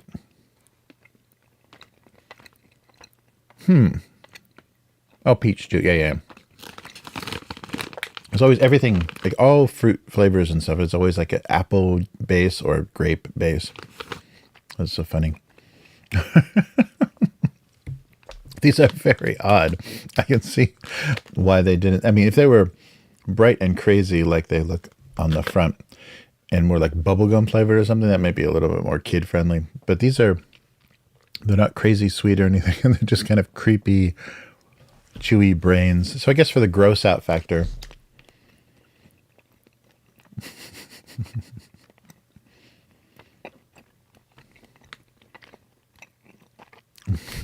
Horror gummy.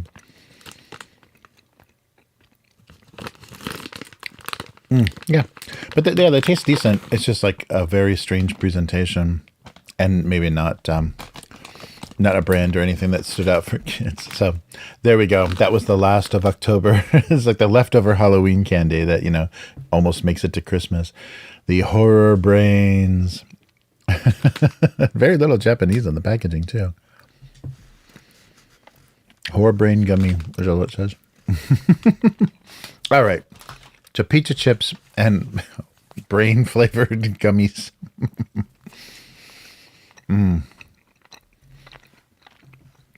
All right. Let's go back to do this. Oh, wow. Pancakes are considered special dinner here, says Abyss. Nice.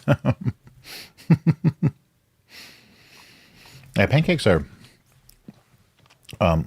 very desserty here. There's a lot of cafes that serve pancakes with like fruit and syrup and stuff on them. So people don't think about pancakes as breakfast food for some reason. It's more of like a girls' cafe dessert item. All right.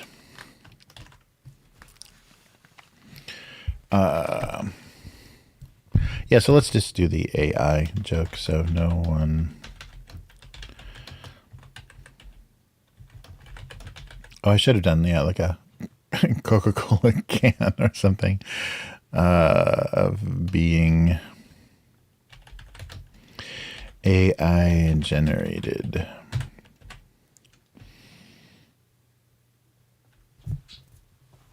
Right. No one could, no one would. Oh, maybe hyphen, adjective.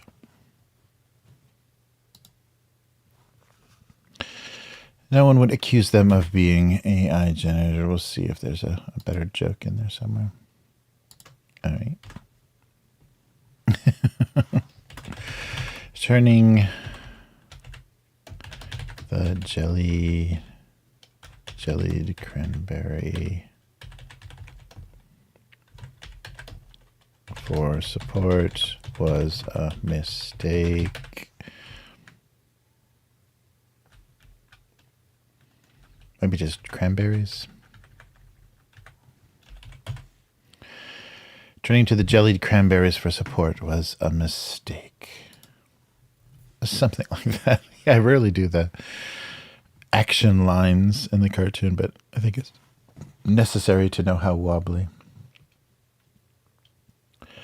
Oh, wow. So this is their pancake restaurants here, and they are as large as pizza. They're pizza size. Wow. That's crazy. Oh, interesting. Yeah. Cheap breakfast. Yeah, right. Or everything on the side. That was the thing my wife was freaked out about, is like the, you know, Perkins or Denny's or whatever, where every side, instead of French fries, every side was pancakes, you know, and a side of pancakes. She's like, but I don't want plus pancakes is too much.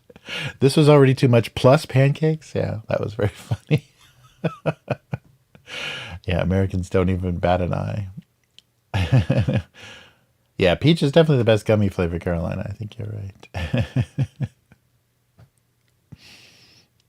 K5 wants the smooth ones. Nice.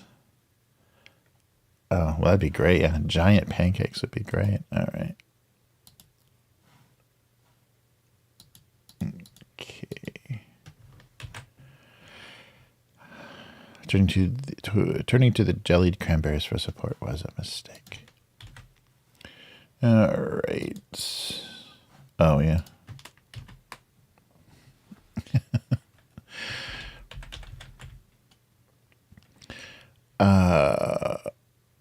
Holiday packaging. Am I using the exact same sentence structure? Packaging, yeah, didn't make them any less of a vice. Yeah, maybe it's not clear that that's supposed to be a beer and not... is there some way to suggest that? Yeah. I could do the... Yeah, maybe I'll do that. I'll do some white bubbly suds at the top. Just so it's clear it's beer and cigarettes and not diet soda, diet cola.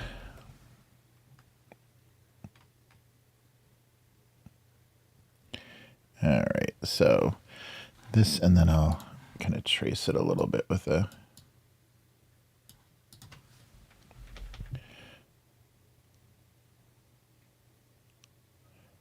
Get some definition here. Does that read as beer foam enough? I could put it here. No, we don't want to do that, but we do want to put some rendering on it.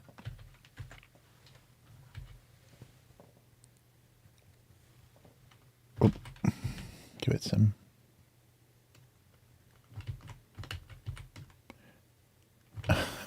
Come on. Give me back my... Okay, what am I doing wrong here? Okay, this needs to be 20%. Come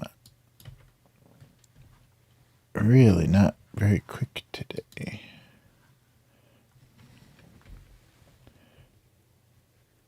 What? Okay, and then...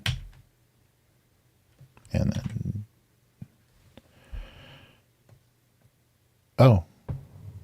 That's 20? Oh, I guess so, yeah. Oh, and the brush is 22, right? Yeah, that's what it was. Okay. A little bit. Well, at least it reads a little bit more like not. It could be really foamy ginger ale, I guess.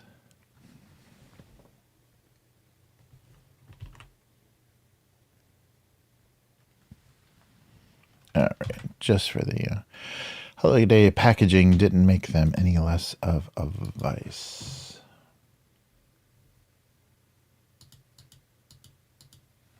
Okay. So our wobbly, no support. Yeah. Was a mistake. Packaging, is that an extra space? Nope. Yeah, some of this spacing on these characters is not good. All right, and oh, our sticky post-it note.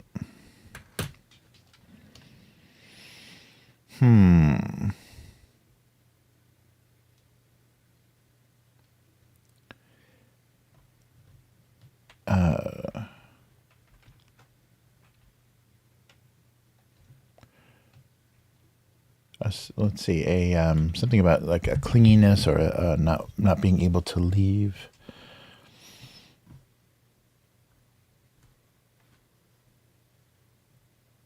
Ooh, 5 jacks, nice. We got a whole pancake discourse going on. Ah, nice. Okay.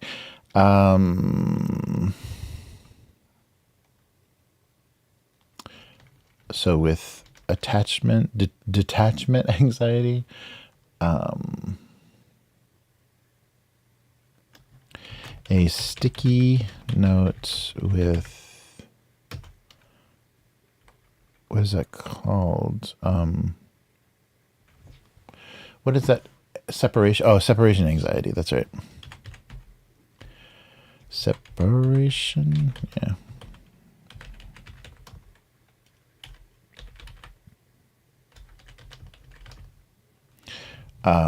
Not ruined. Maybe.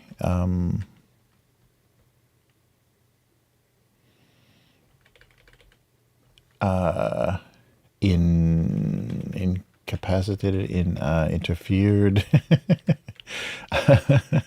created problems for the entire pad.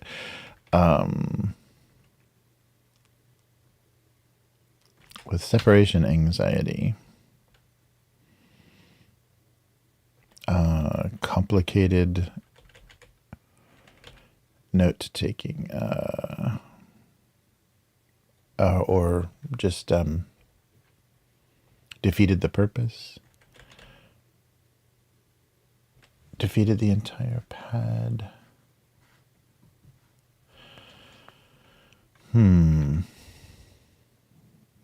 Disabled,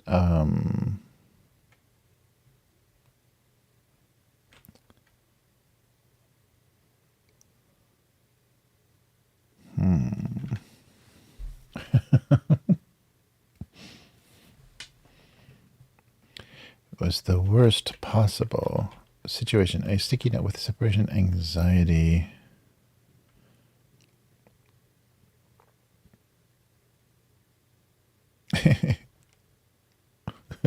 Affected the entire pad. Okay. Yes, it did. So it affected the entire pad. I want to do a little frown on the pad itself and maybe some writing on the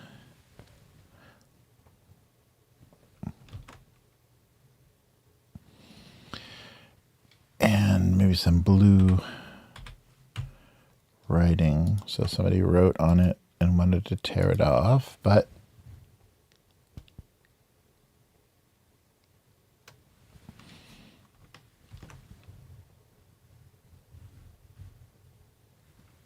and then fade that out a little bit.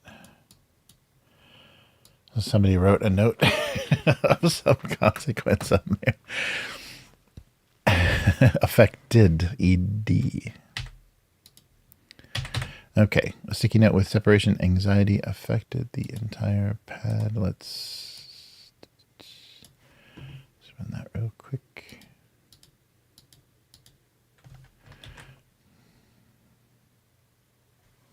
All right, affected the entire pad. In order to accuse them of being AI generated, could or would? Maybe could.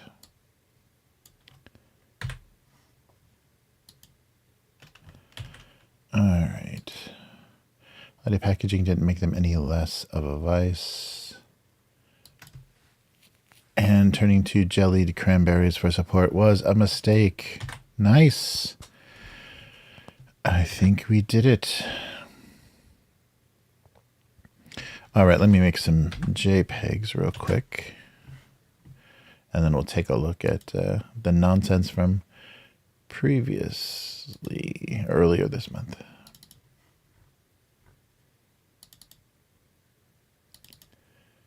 Okay. DOM, yeah. Okay.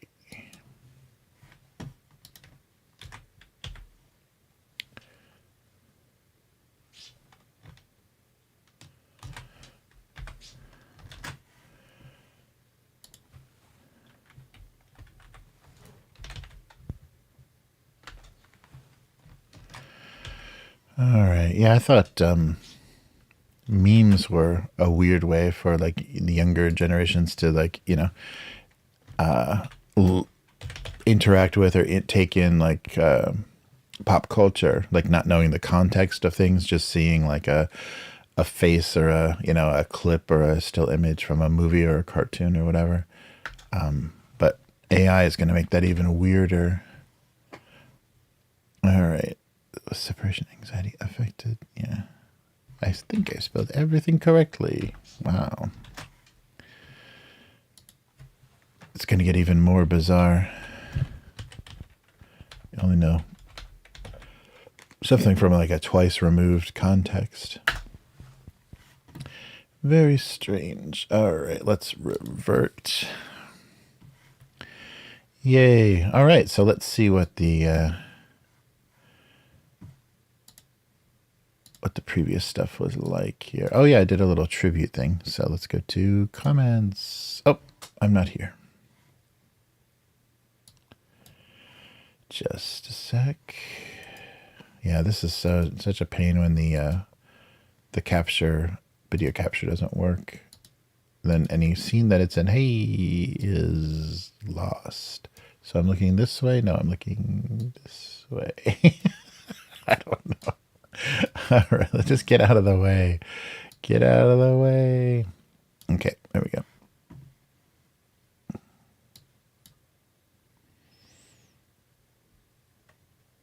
All right.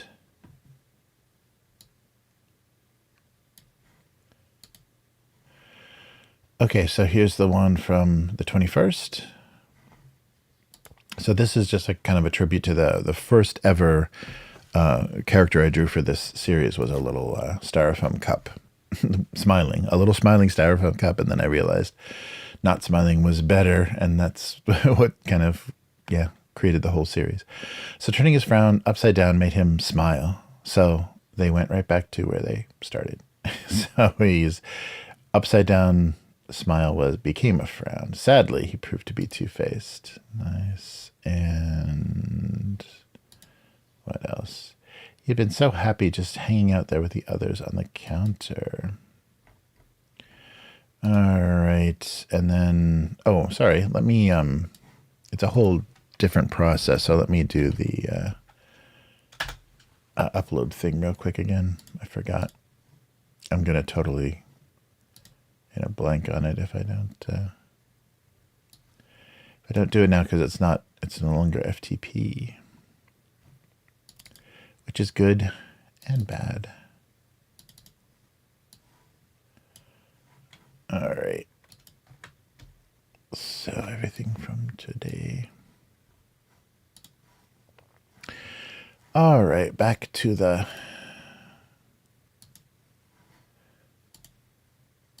there we go. And so November 19th, what he lacked in originality, he made up for with something more undefinable, probably cinnamon. All right. Or a sour cherry. There we go. November 14th, he was stuck with the only drinking straw that hated getting cold or wet. So he evaporated away. Yes, that's all he had left to do was evaporate. November 12th, hey, here's a pancake joke for the pancake discussion. November 12th is she refused to get involved with this mess. So a pancake not on a plate is probably not something you want to deal with when there's syrup. She simply found some bread and butter. Stand pat. A pat of butter. All right. And November 7th, he didn't see half a loaf destroyed as a victory. He didn't see half a loaf destroyed as a victory. There we go. A loaf of bread hit by a car. Bread tread. He's toast. Flatbread. There we go. Half a baked victory. Nice. And oh, here we go. The transitionary cartoon from October to November. Being iconic holiday candy was their bond. The candy corn and the candy cane. And did we do, I think we did, all the way through October 31st. The store-bought costume one, or did we? Because I guess I did these live, so yeah. Or did I? I must have by the end. Store-bought costume wanted to know when he would be be a popular character again. It all comes back around, that retro thing. Repopular, as if he died in real life. Everybody should go back to cheap plastic. Spend money on goodies. Yeah, there we go. Yeah, instead of these crazy costumes now, people do. Yeah, I think we did. Yeah, we went through all of these. At least you saw these all getting drawn. Uh-oh. Choking website. Try again. I hope that's just my location that causes that. Yeah, some broken. There we go. Oh, yeah. Overfilled pillowcases held just enough Halloween candy to make it to Christmas. All right. Yeah, I think we did all those on the air. Hey. Nice.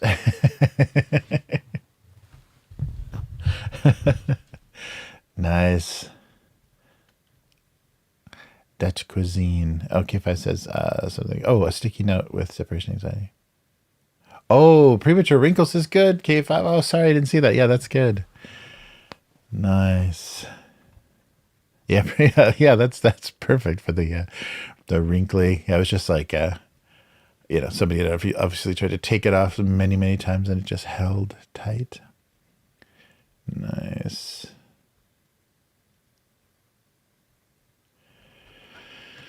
Well, cool. All right. Well, should we do some more? I think there's a few more snacks in there before we go, because yeah, that will be good. Yeah, I don't have enough of. Yeah, I should work on Matt's cyberpunk art too. Maybe not on stream, but or maybe on stream. Maybe on a different stream. I should do a game art stream as well, because I could go on the Abusecartoons channels as well. Nice.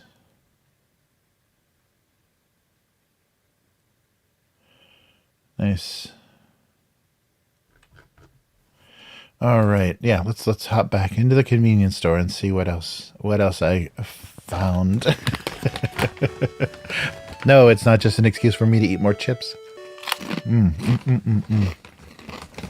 trying the chips key out a little bit. Ghost chips. They're not that translucent, see? No.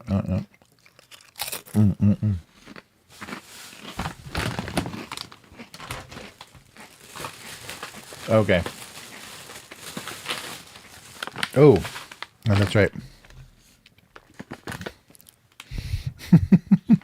Yeah, who is this? Is this supposed to be Offenbite? I think they're probably trying to do the name of something. So these looked really spooky. They're chocolates, but they're milk tea chocolates. So I'm not sure what they're trying to. Yeah, but they're.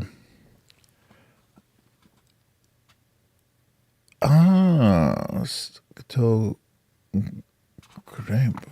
I'm trying to figure out what the gimmick is. So this milk tea is a very common. Like if you want, they will give you the. Oh, these are like grandma candies. I should have guessed from the label. Oh, and there's a little cross section on the back here as well. So milk and tea. So it's. I think they're. It's not English that they're using another language. So yeah, these are just like little weird chocolates, little medical style looking chocolates, but they're supposed to have milk tea inside. Like it's supposed to be like a tea flavor and a milk flavor. So I was really curious how strange they were. Oh, extra cookie. Oh wow. Wait. Oh, that's what the saku saku is. Crunchy. Saku saku is crunchy. Milk tea chocolate inside. Yeah, it's a very strong milk tea flavor. And there's just a chocolate coating. Wow, those are weird. for being such a small. Oh, they're very grandma flavored though. Yeah, tea, like just black tea and chocolate with milky taste is not a good combination. It reminds me of why I didn't like tea as a kid, like as a little kid. It always had that like weird dead leaves old lady taste for when I was a kid. It's really weird. Yeah, these are very grandma candy. But they've got an X on the top. Can you see that? X. That's weird. Is it the branding? What is going on with this candy? Yeah, it's very strange. Yeah, so some kind of cookie. They're trying to do like, as if you were drinking tea and eating a little cookie, drinking milk tea and eating a cookie inside of a chocolate. Yeah. It's a weird combination. I think like a white chocolate or something might have been better. Because the chocolate on the outside doesn't like taste good with anything. And it's not very good. It's kind of waxy, weird chocolate. Wow, that is such a grandma candy. I can't believe it. Oh, there's different letters. Because on the front here, there's an M. So there's a different letter on the top of... Oh, is that alphabet? No, alpha. Oh, alphabet. Yeah, it is. It's alphabet. I thought... It is alphabet. So this is a very grandma candy. This is a V. Yeah. So it's alphabet is what it... Okay. I thought they were trying to say something odd and cultured. Yeah, an E. Yeah, alphabet, milk tea, flavored chocolates. Something only your grandmother would have around to make you spell words. That's really weird. Alphabet. That was the last word I expected that to be. Okay. Well, we have alphabet, milk tea, chocolate candies. And what's the final deal here? Oh, here we go. This is something they do really well, so I hope this is a good one. And this is, it's not a big brand either. Sweet Teen. The Sweet Teen Company brings you fruit and chocolate. So there's a lot of really good dried fruit and like chocolate-covered dry fruit in Japan. And even fresh fruit. But that's really expensive. So I thought this might be worth a try. So strawberry, strawberry fruits chocolate. So it's just going to be, and it looks like a strawberry flavored white chocolate. So it's like strawberry chocolate covering strawberries. So we'll see if the sweetness helps the sweetness or not. They're very hard to open. Yeah, Sweet Teen, huh? Okay, so these aren't individually wrapped. Oh, and they're odd little, yeah, so the chocolate itself is not very shiny. Oh, very soft.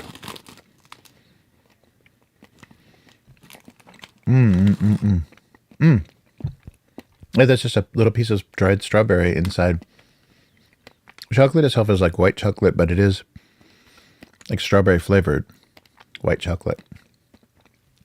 But it's interesting because it's not like the dried strawberry is sour and the chocolate is very sweet, and so it's mixing together. The chocolate's not very sweetened and the strawberry is not very, strong flavor. It's not sour or sweet or anything. Oh, here's a big one. I can try to bite this in half.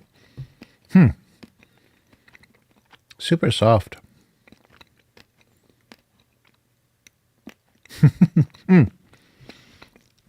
I'm hitting seeds. So it is just a piece of strawberry. That's so funny. Oh, yeah. So it's quite thick, though. The coating, the chocolate coating. There's something strange about the chocolate. I don't understand what's going on with the chocolate. It's either really waxy or something, but there's not much flavor to it. There's more just like a coating. But that is just a piece of strawberry in there. That's so funny. Yeah, these aren't amazing. The like Muji and some of the other shops that do like snacks, their own snacks, they do really good dried fruit. This is very okay. It's not for kids. Maybe it's like a, pretty pink girl snack or something. I don't know what the deal is. There's not much flavor to it at all, but it is real strawberry. It is actually a strawberry in there.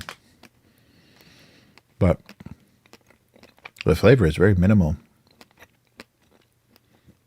That's too bad. Yeah, this little circle, I might have thought it was Fujiya at the shop. But it's a totally different 17, or sweet teen, sorry, sweet teen. Yeah, but it is strawberry because there's seeds inside the chocolate. It's funny. Not great. Well, these were really bad. Not really bad, but like really grandma flavor. And these didn't have much flavor. So that's too bad. A couple of things that stood out, like, okay, that might be worth a shot. And it wasn't all gummies. The gummy section is getting bigger and bigger. I don't know why. At the convenience store I usually shop at. And so I didn't want to bring even more strange gummy experiments. Okay, so the pizza chips win. Easily. Ooh. Covered in dark chocolate and yogurt. That sounds good.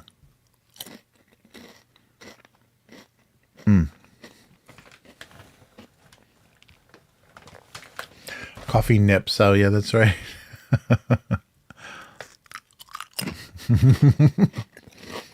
Yeah, not flavored like eating a grandma, but there's just like, a flavor that your grandma would think, this is pretty good. Those are weird combinations, or those like liqueur-filled chocolates. Only old people could like that from a totally different generation. That's the worst combination. I really hate alcohol, especially cheap alcohol and chocolate. Ugh. It's the worst. This is a simulation of me standing in a convenience store in Japan just eating something you could never do. I've never seen that. Like how you see some people walking around eating things in grocery stores, and it's just like they open a package and while they're shopping, they're eating something. I've never seen that here. So this is a very rude behavior. Even walking and eating is not a thing you should do here. There's like so many places you shouldn't eat things. It should like literally be sitting at a designated, table. Like a little, cafe table or a table in a park or something. You shouldn't, like on the train, walking, there's like so many places. And people still do. Mostly tourists and mostly like young kids that are just like, got something to prove. You can just watch me eat this whole bag of chips for the rest of the stream. Well, that's too bad. Those are some interesting random picks that went very, very poorly. Too bad. But Christmas stuff should be showing up more, so we can play around with some. What they think of as Christmas snacks. Oh, Abyss has a question. Not sure I'm allowed to ask or type it. Oh, sure. It has to do with shopping in Japan. Sure. Yeah. That's fine.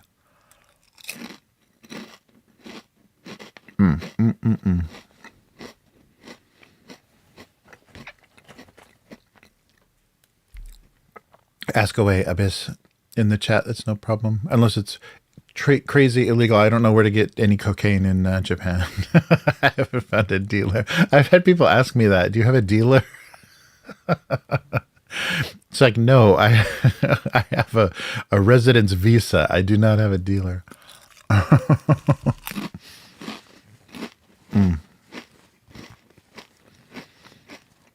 K5. Yeah, Matt, get the band hammer ready. Okay, so this is on both channels in case you're being confused by watching some guy eat and draw cartoons in Photoshop. Yeah, this is on the Upturned tabletop gaming channel and the Abusecartoons channel.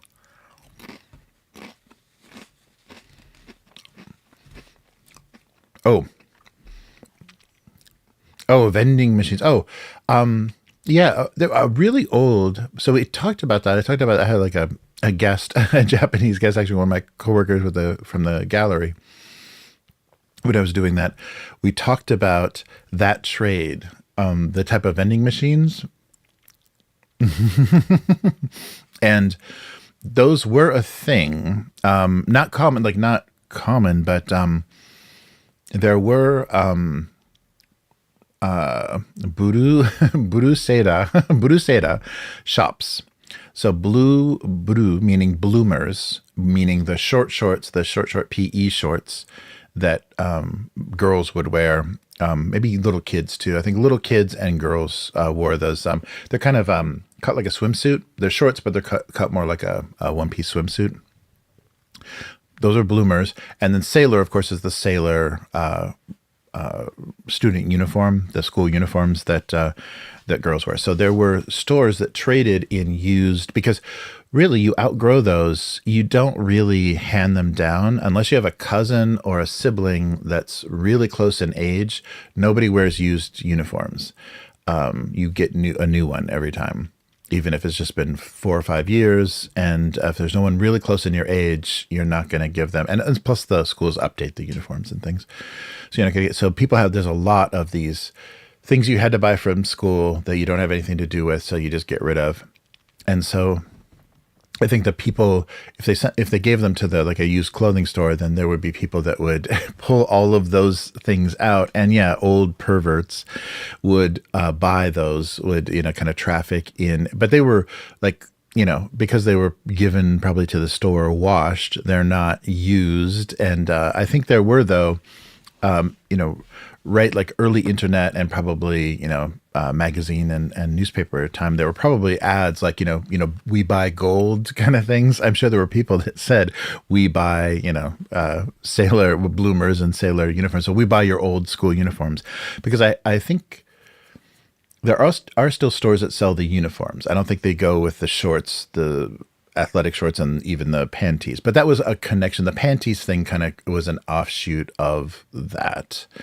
Of the used kind of iconic girls costume, uniform, like their real daily wear, but it was because it becomes really iconic here. So I think because there's so many vending machines here, and you can put basically anything in a vending machine you want, because some of them just have like little capsules and things that can drop out of them, like like a capsule that's like the size of a soda can or something. So I think people did find those, and it was probably much more common like late 80s, early 90s, but there may or may not. I don't think they're a common thing anymore. I think those stores are, and probably all the trade of actual underwear has gone online. I'm sure it's, and probably connected to like cam girls and stuff now. But that was a thing.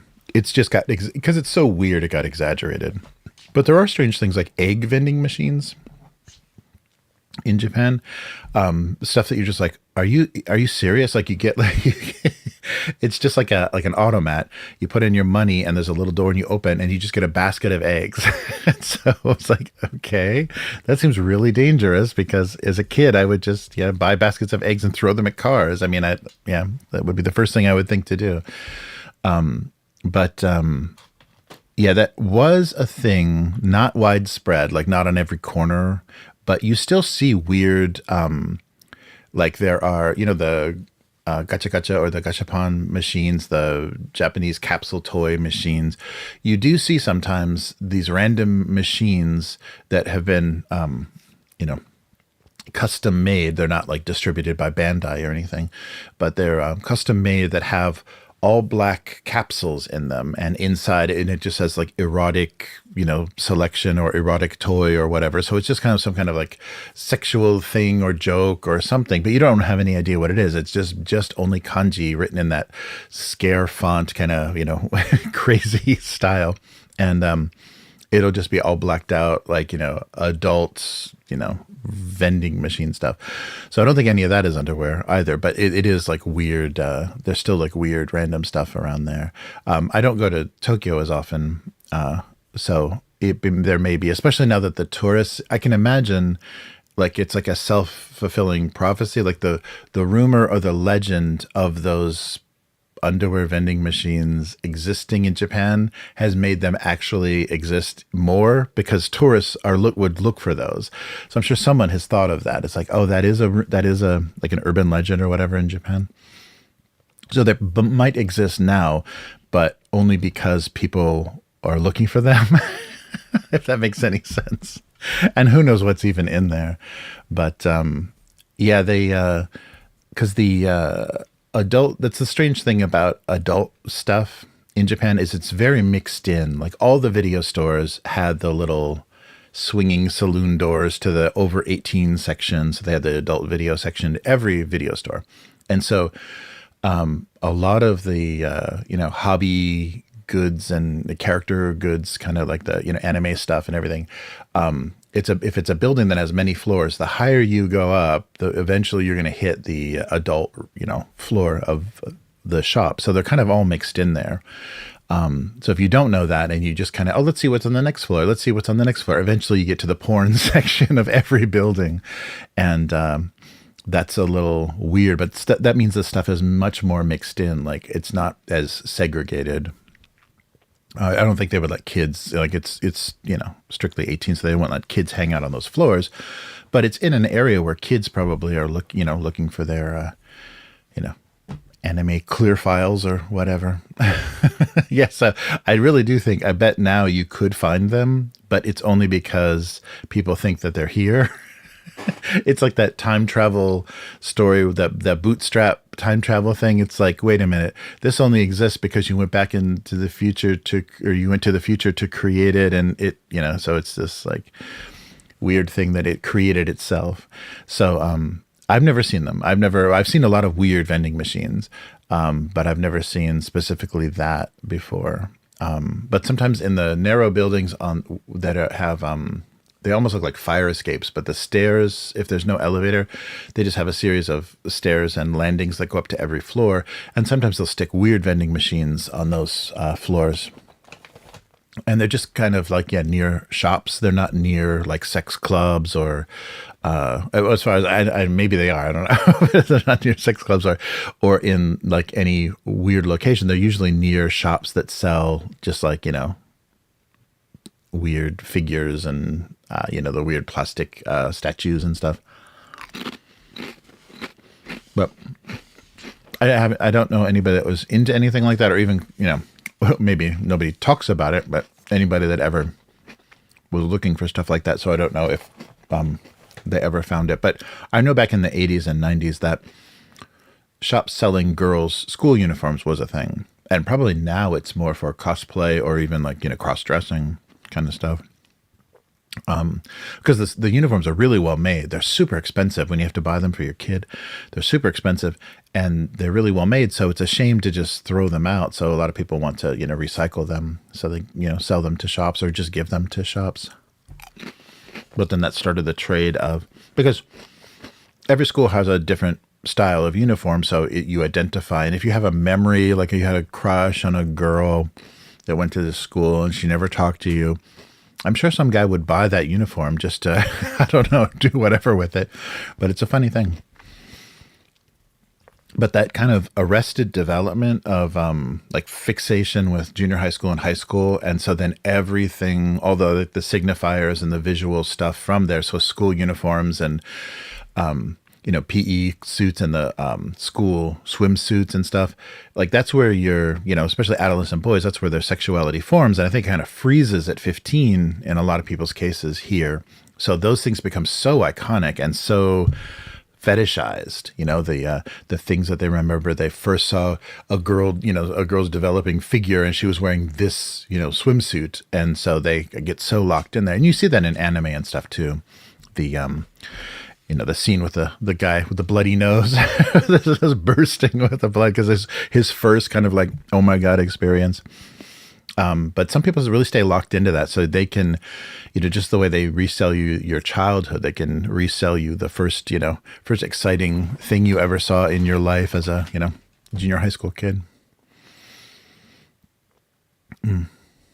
Yeah, they really do. That's right. Carolina is right. They're really exporting it all. And I really think some of the fetishy kind of, a little bit perverted stuff that Japan exports is lost in translation and is making people even weirder. Like how it fits into a foreign culture is even more bizarre than how, why or how it's used, why it was created or how it was used in a Japanese culture. Because you can see the connections, you kind of understand why Japan does what it does in some cases, but then you take that kind of thing and you send it away somewhere to a different culture with different, kind of thinking about women and sex and things, and it gets weird. It gets like really lost in translation and way too fetishy, I think. I don't know. Yeah. Yeah, it's strange. It's very strange. And it's funny because I think maybe it's useful. Maybe it's working well for some people. Like some people obsessed with anime, like they like the characterization. They like how, you know, certain types of people are portrayed, but I think they're kind of misreading things in a lot of ways and finding kind of validation for themselves in weird behavior of characters that's just supposed to be humorous. In Japan, it's just supposed to be humorous. And but in America, or like in American Western countries, Western cultures, or not even necessarily Western cultures, all cultures outside of Japan might be identifying and finding some kind of personal identification with really odd stuff that's like me. It's like, no, I really hope it's not, but if that's how you feel, okay. But there is a bit of confusion there, some gender clash and lost in translation kind of stuff.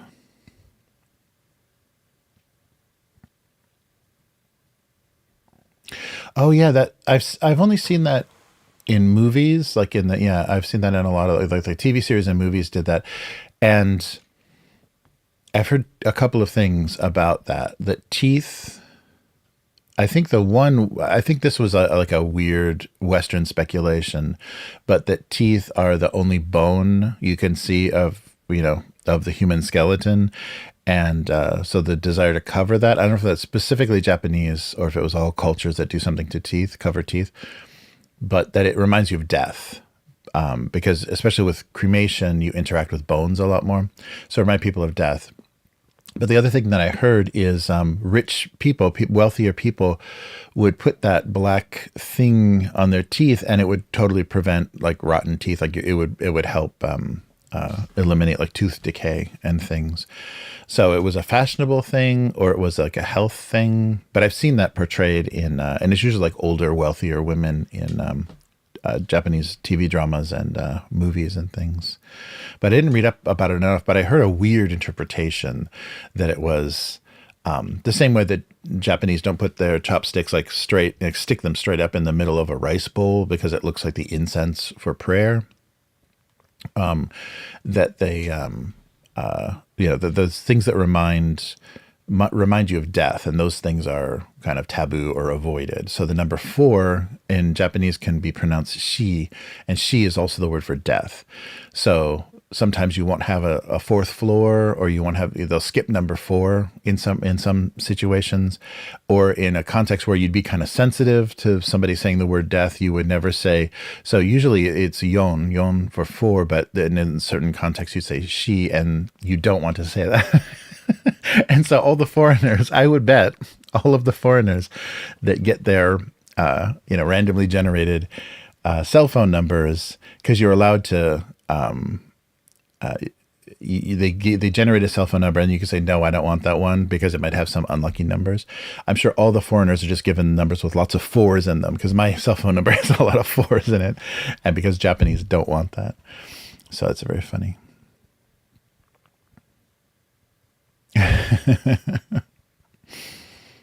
Yeah, it's very funny. Yeah, but I'm not sure.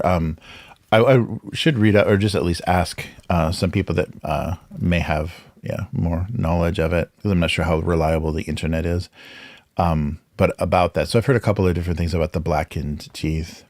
That it was like a status thing, and it actually like helped protect your teeth. But also that showing teeth, because the smiling and always you see the stereotype of the Japanese woman, or the geisha, portraying a geisha, whatever, so covering your mouth. So you laugh or you smile and you cover your mouth. So I don't know if there's a connection to not showing teeth. Yeah, I don't know. But there's but you don't smile, like a lot of people don't smile big in seated professional photos, like school photos and stuff. People don't smile much at all. I don't know.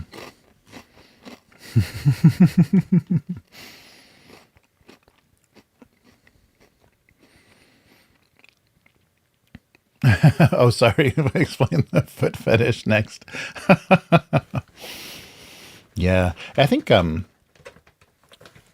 China has much more foot fetish than Japan. I mean, Japan is very foot fetishy, but I don't think Japan ever did foot binding or anything. But they do have a cute, there's definitely like cute walking and cute style, which is kind of opposed to so kind of pigeon toed is cute in Japan, and a lot of characters, like, cute characters are drawn that way, and a lot of girls stand that way. But more recently too, to be like Western or to appear strong, having that more, what is it, duck footed, like wider, toes facing pointed out walk is becoming more popular. But that looks very wrong with traditional Japanese clothes, and it also it's kind of like walking more like a fashion model, like a runway model. And so some girls are doing that, young girls are doing that, and it looks really weird and aggressive, but it doesn't fit a lot of Japanese style, especially the cute style. So that's very interesting. I'm seeing more and more of that weird. And a lot of Japanese girls don't know how to walk in heels. It's really weird. So you see girls with their knees bent, kind of like just sliding their feet forward because they got some real crazy, like 4 or 6 inch heel that they cannot walk in at all. So they're just kind of sliding around in their shoes. So nobody taught them how to walk in heels, but it's a cute style, or it's part of like a, Gothic Lolita cosplay they're doing or something, and they can't walk in heels. It's very funny. Hmm.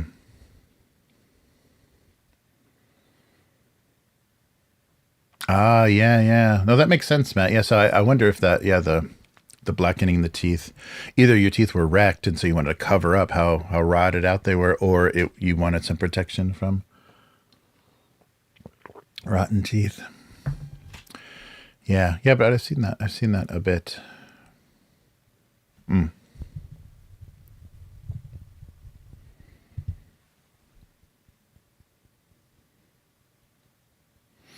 Head on to character stereotypes. Oh, I just think Japan really loves shorthand. Like how in their entertainment and stuff, they don't want any gray heroes or figuring out who's the good guy, who's the bad guy. They really love stereotypes, like a character type, and it may even come from like theater traditions and stuff. Because like and even in like America, like vaudeville and stuff, there's a type of character, like if somebody is dressed a certain way and they come out on the stage, what they're going to be and what they're going to do. But I think Japan really likes that in their entertainment, and even in like visual style in manga. There's so many of those iconic shorthand, like somebody's nervous, they've got a big sweat drop, like, on the back of their head. If they're angry, they've got that, like, 4 angles, 4 right angles that make something that looks like a popping vein, like in your temple. So that they've got like an icon for an angry symbol, or the blushing cheeks, or the bloody nose, like if your nose is bloody, you're excited or titillated. They really like that quick and easy to understand, no nuance stuff. And even their a lot of their shows, either comedy or drama shows, it will literally be the same format again and again and again. So very comforting and very formulaic and very understandable. And nothing's going to surprise you because it always kind of ends the same way. So a little bit different way to get there, but it's the same story structure and everything. So there's a lot of that, and it may just come from what were the popular sorts of entertainment before television and radio and everything kind of modernized storytelling. But I think they really like that, because it just the same way that like Indian cinema will have so many different genres in a single movie. Like people want that. They want a variety of entertainment. I think Japanese people want, like they don't want to be figuring stuff out. They just want to enjoy we hate this guy. Oh, this guy's funny. Oh, he's so handsome. They really want that very easily identifiable kind of stereotypes. And so then, how Western images of Western people fit into that is odd, because they'll go with racial stereotypes. So they'll go with like some kind of, they'll make some strange choices that I don't think culturally is the stereotype that everybody agrees on, but sometimes they'll do weird things that yeah, for the outside outside Japan looks crazy.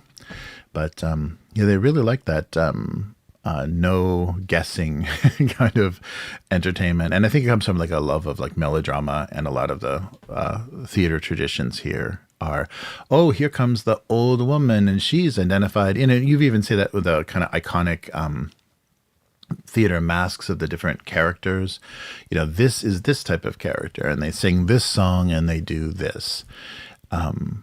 And yeah, I think it's just something very comforting and easy to decode. And that's why maybe that's made some people uncomfortable. Like, you noticed in anime, a lot of times the villain will be this like gender fluid, or, you know, like reading as transsexual or transgender type. So sometimes that, I think, and that comes in some certain traditions, but that like reads really strange in the West to see that. But they do that often, is they make someone that's supposed to be evil like not easily readable, as, you know, their gender is not readable, they're more non-binary, and that makes I think people now a little bit more like, what are you doing? But they like that shorthand. Yeah, right. They hate the new Penguin show. What the hell is going on? But some Japanese people do really like Western entertainment for those reasons, because it's challenging, you know, and it's like you feel a certain way about a character, and they're a bad guy.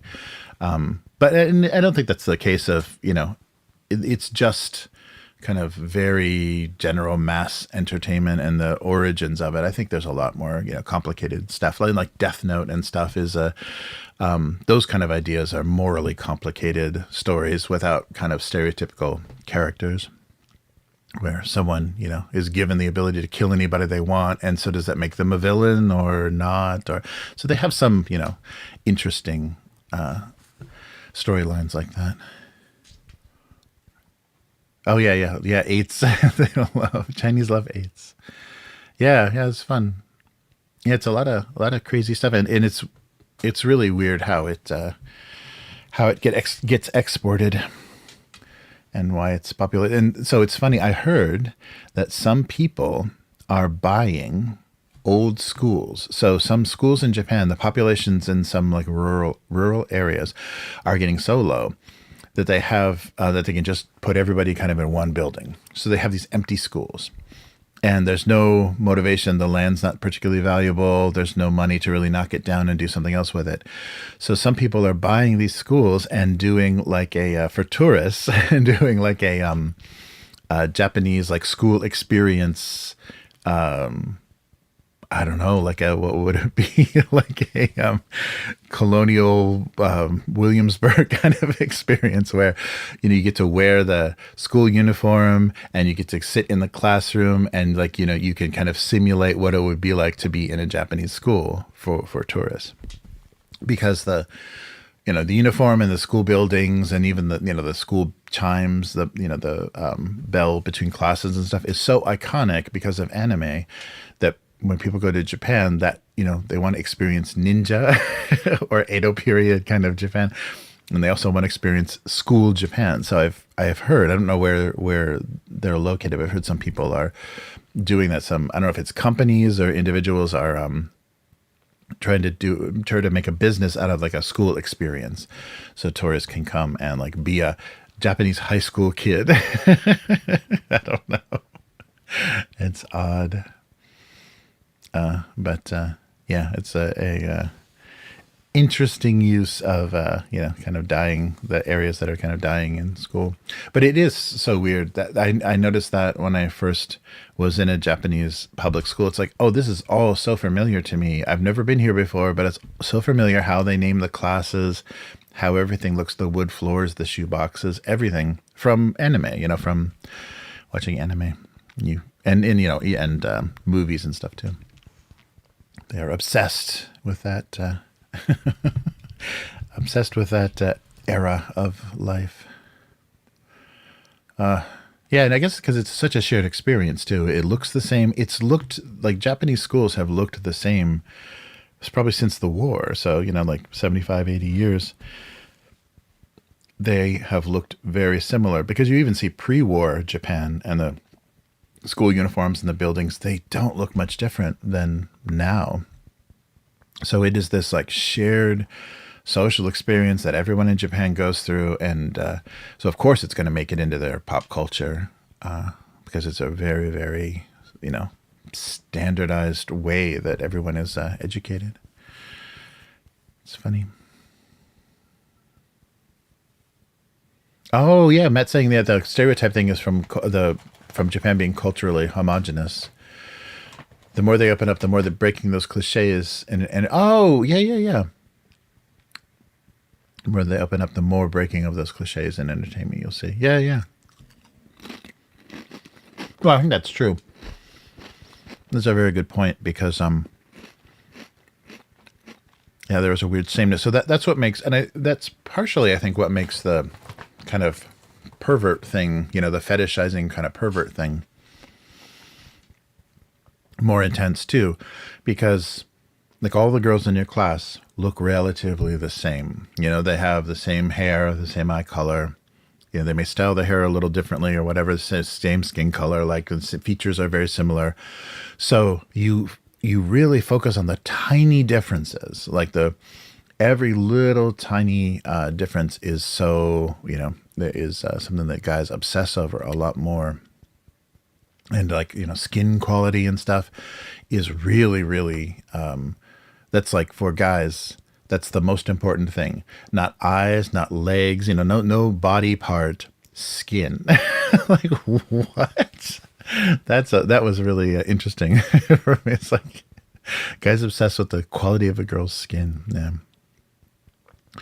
That's, very, very funny. But I think that's a good point, Matt. You're going to see that all go away as the culture has to support, more and more open, more and more variety. I'm forgetting I'm on camera. I'm shoveling chips in my face. All right. Well, thanks, Abyss. That was fun to talk a little Japan afterwards.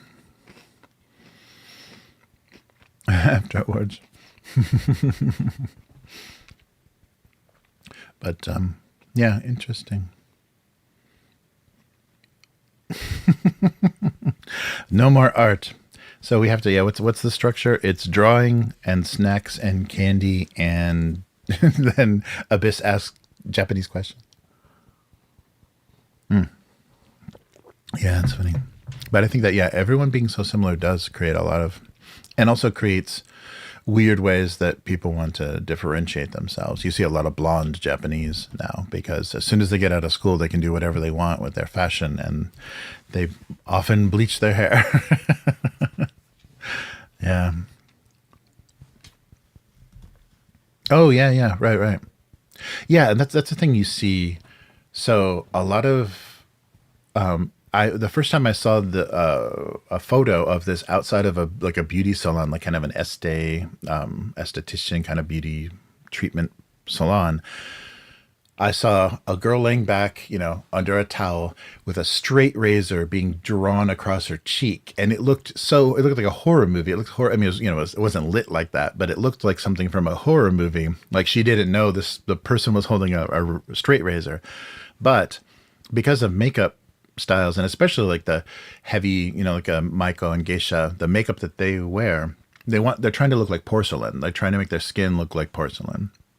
So everybody has a little peach fuzz, on any part of their, bare skin.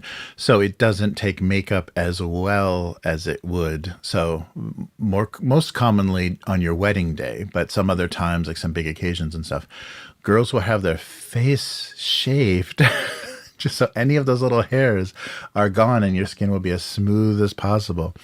And that terrified me, because I can only think of, for Western people, if you shave anything, it's going to come back worse, darker and thicker and heavier. But I guess that doesn't happen. It doesn't happen in Asia.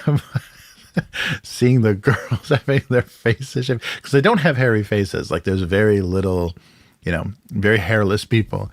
So that image was so shocking. But I guess that is a thing. And also, so they know the smoothness of your skin is something that people pay a lot of attention to. So shaving your face to make it as smooth as possible, so the perfect palette for makeup is a thing here. I had no idea. All right, K5, enough of this, enough of this craziness. But yeah, good to see you, K5. Get some rest. Yeah, but yeah, that's a good point, Agent Carolina. That does make total sense. That makeup style and everything is that they just need to look perfect and move. You know, they not only look but move perfectly. Yeah, that's a very interesting difference. All right. Well, I'm keeping Matt up too, or did we lose Matt? All right, so yeah, thanks for hanging out, everybody, and we finished November. Yes, so I definitely won't do a stream the first week of December. I might not do much of anything first week of December, so I'll update everybody on how that goes. Maybe, maybe not. We'll see. But yeah, look forward to some Christmas. Christmas stuff, snacks and candy and stuff. Maybe if I can find it, and a lot of Christmas cartoons. So. Abusecartoons.com is the website, and of course Abuse Cartoons on YouTube and Twitch. And hello to everyone on Upturned Table. This stream will show up there occasionally, and probably some game art streams. We have to do that because I have to get motivated to draw for Matt. So that might be a thing. So everybody take care, and we'll see you next time. Goodbye.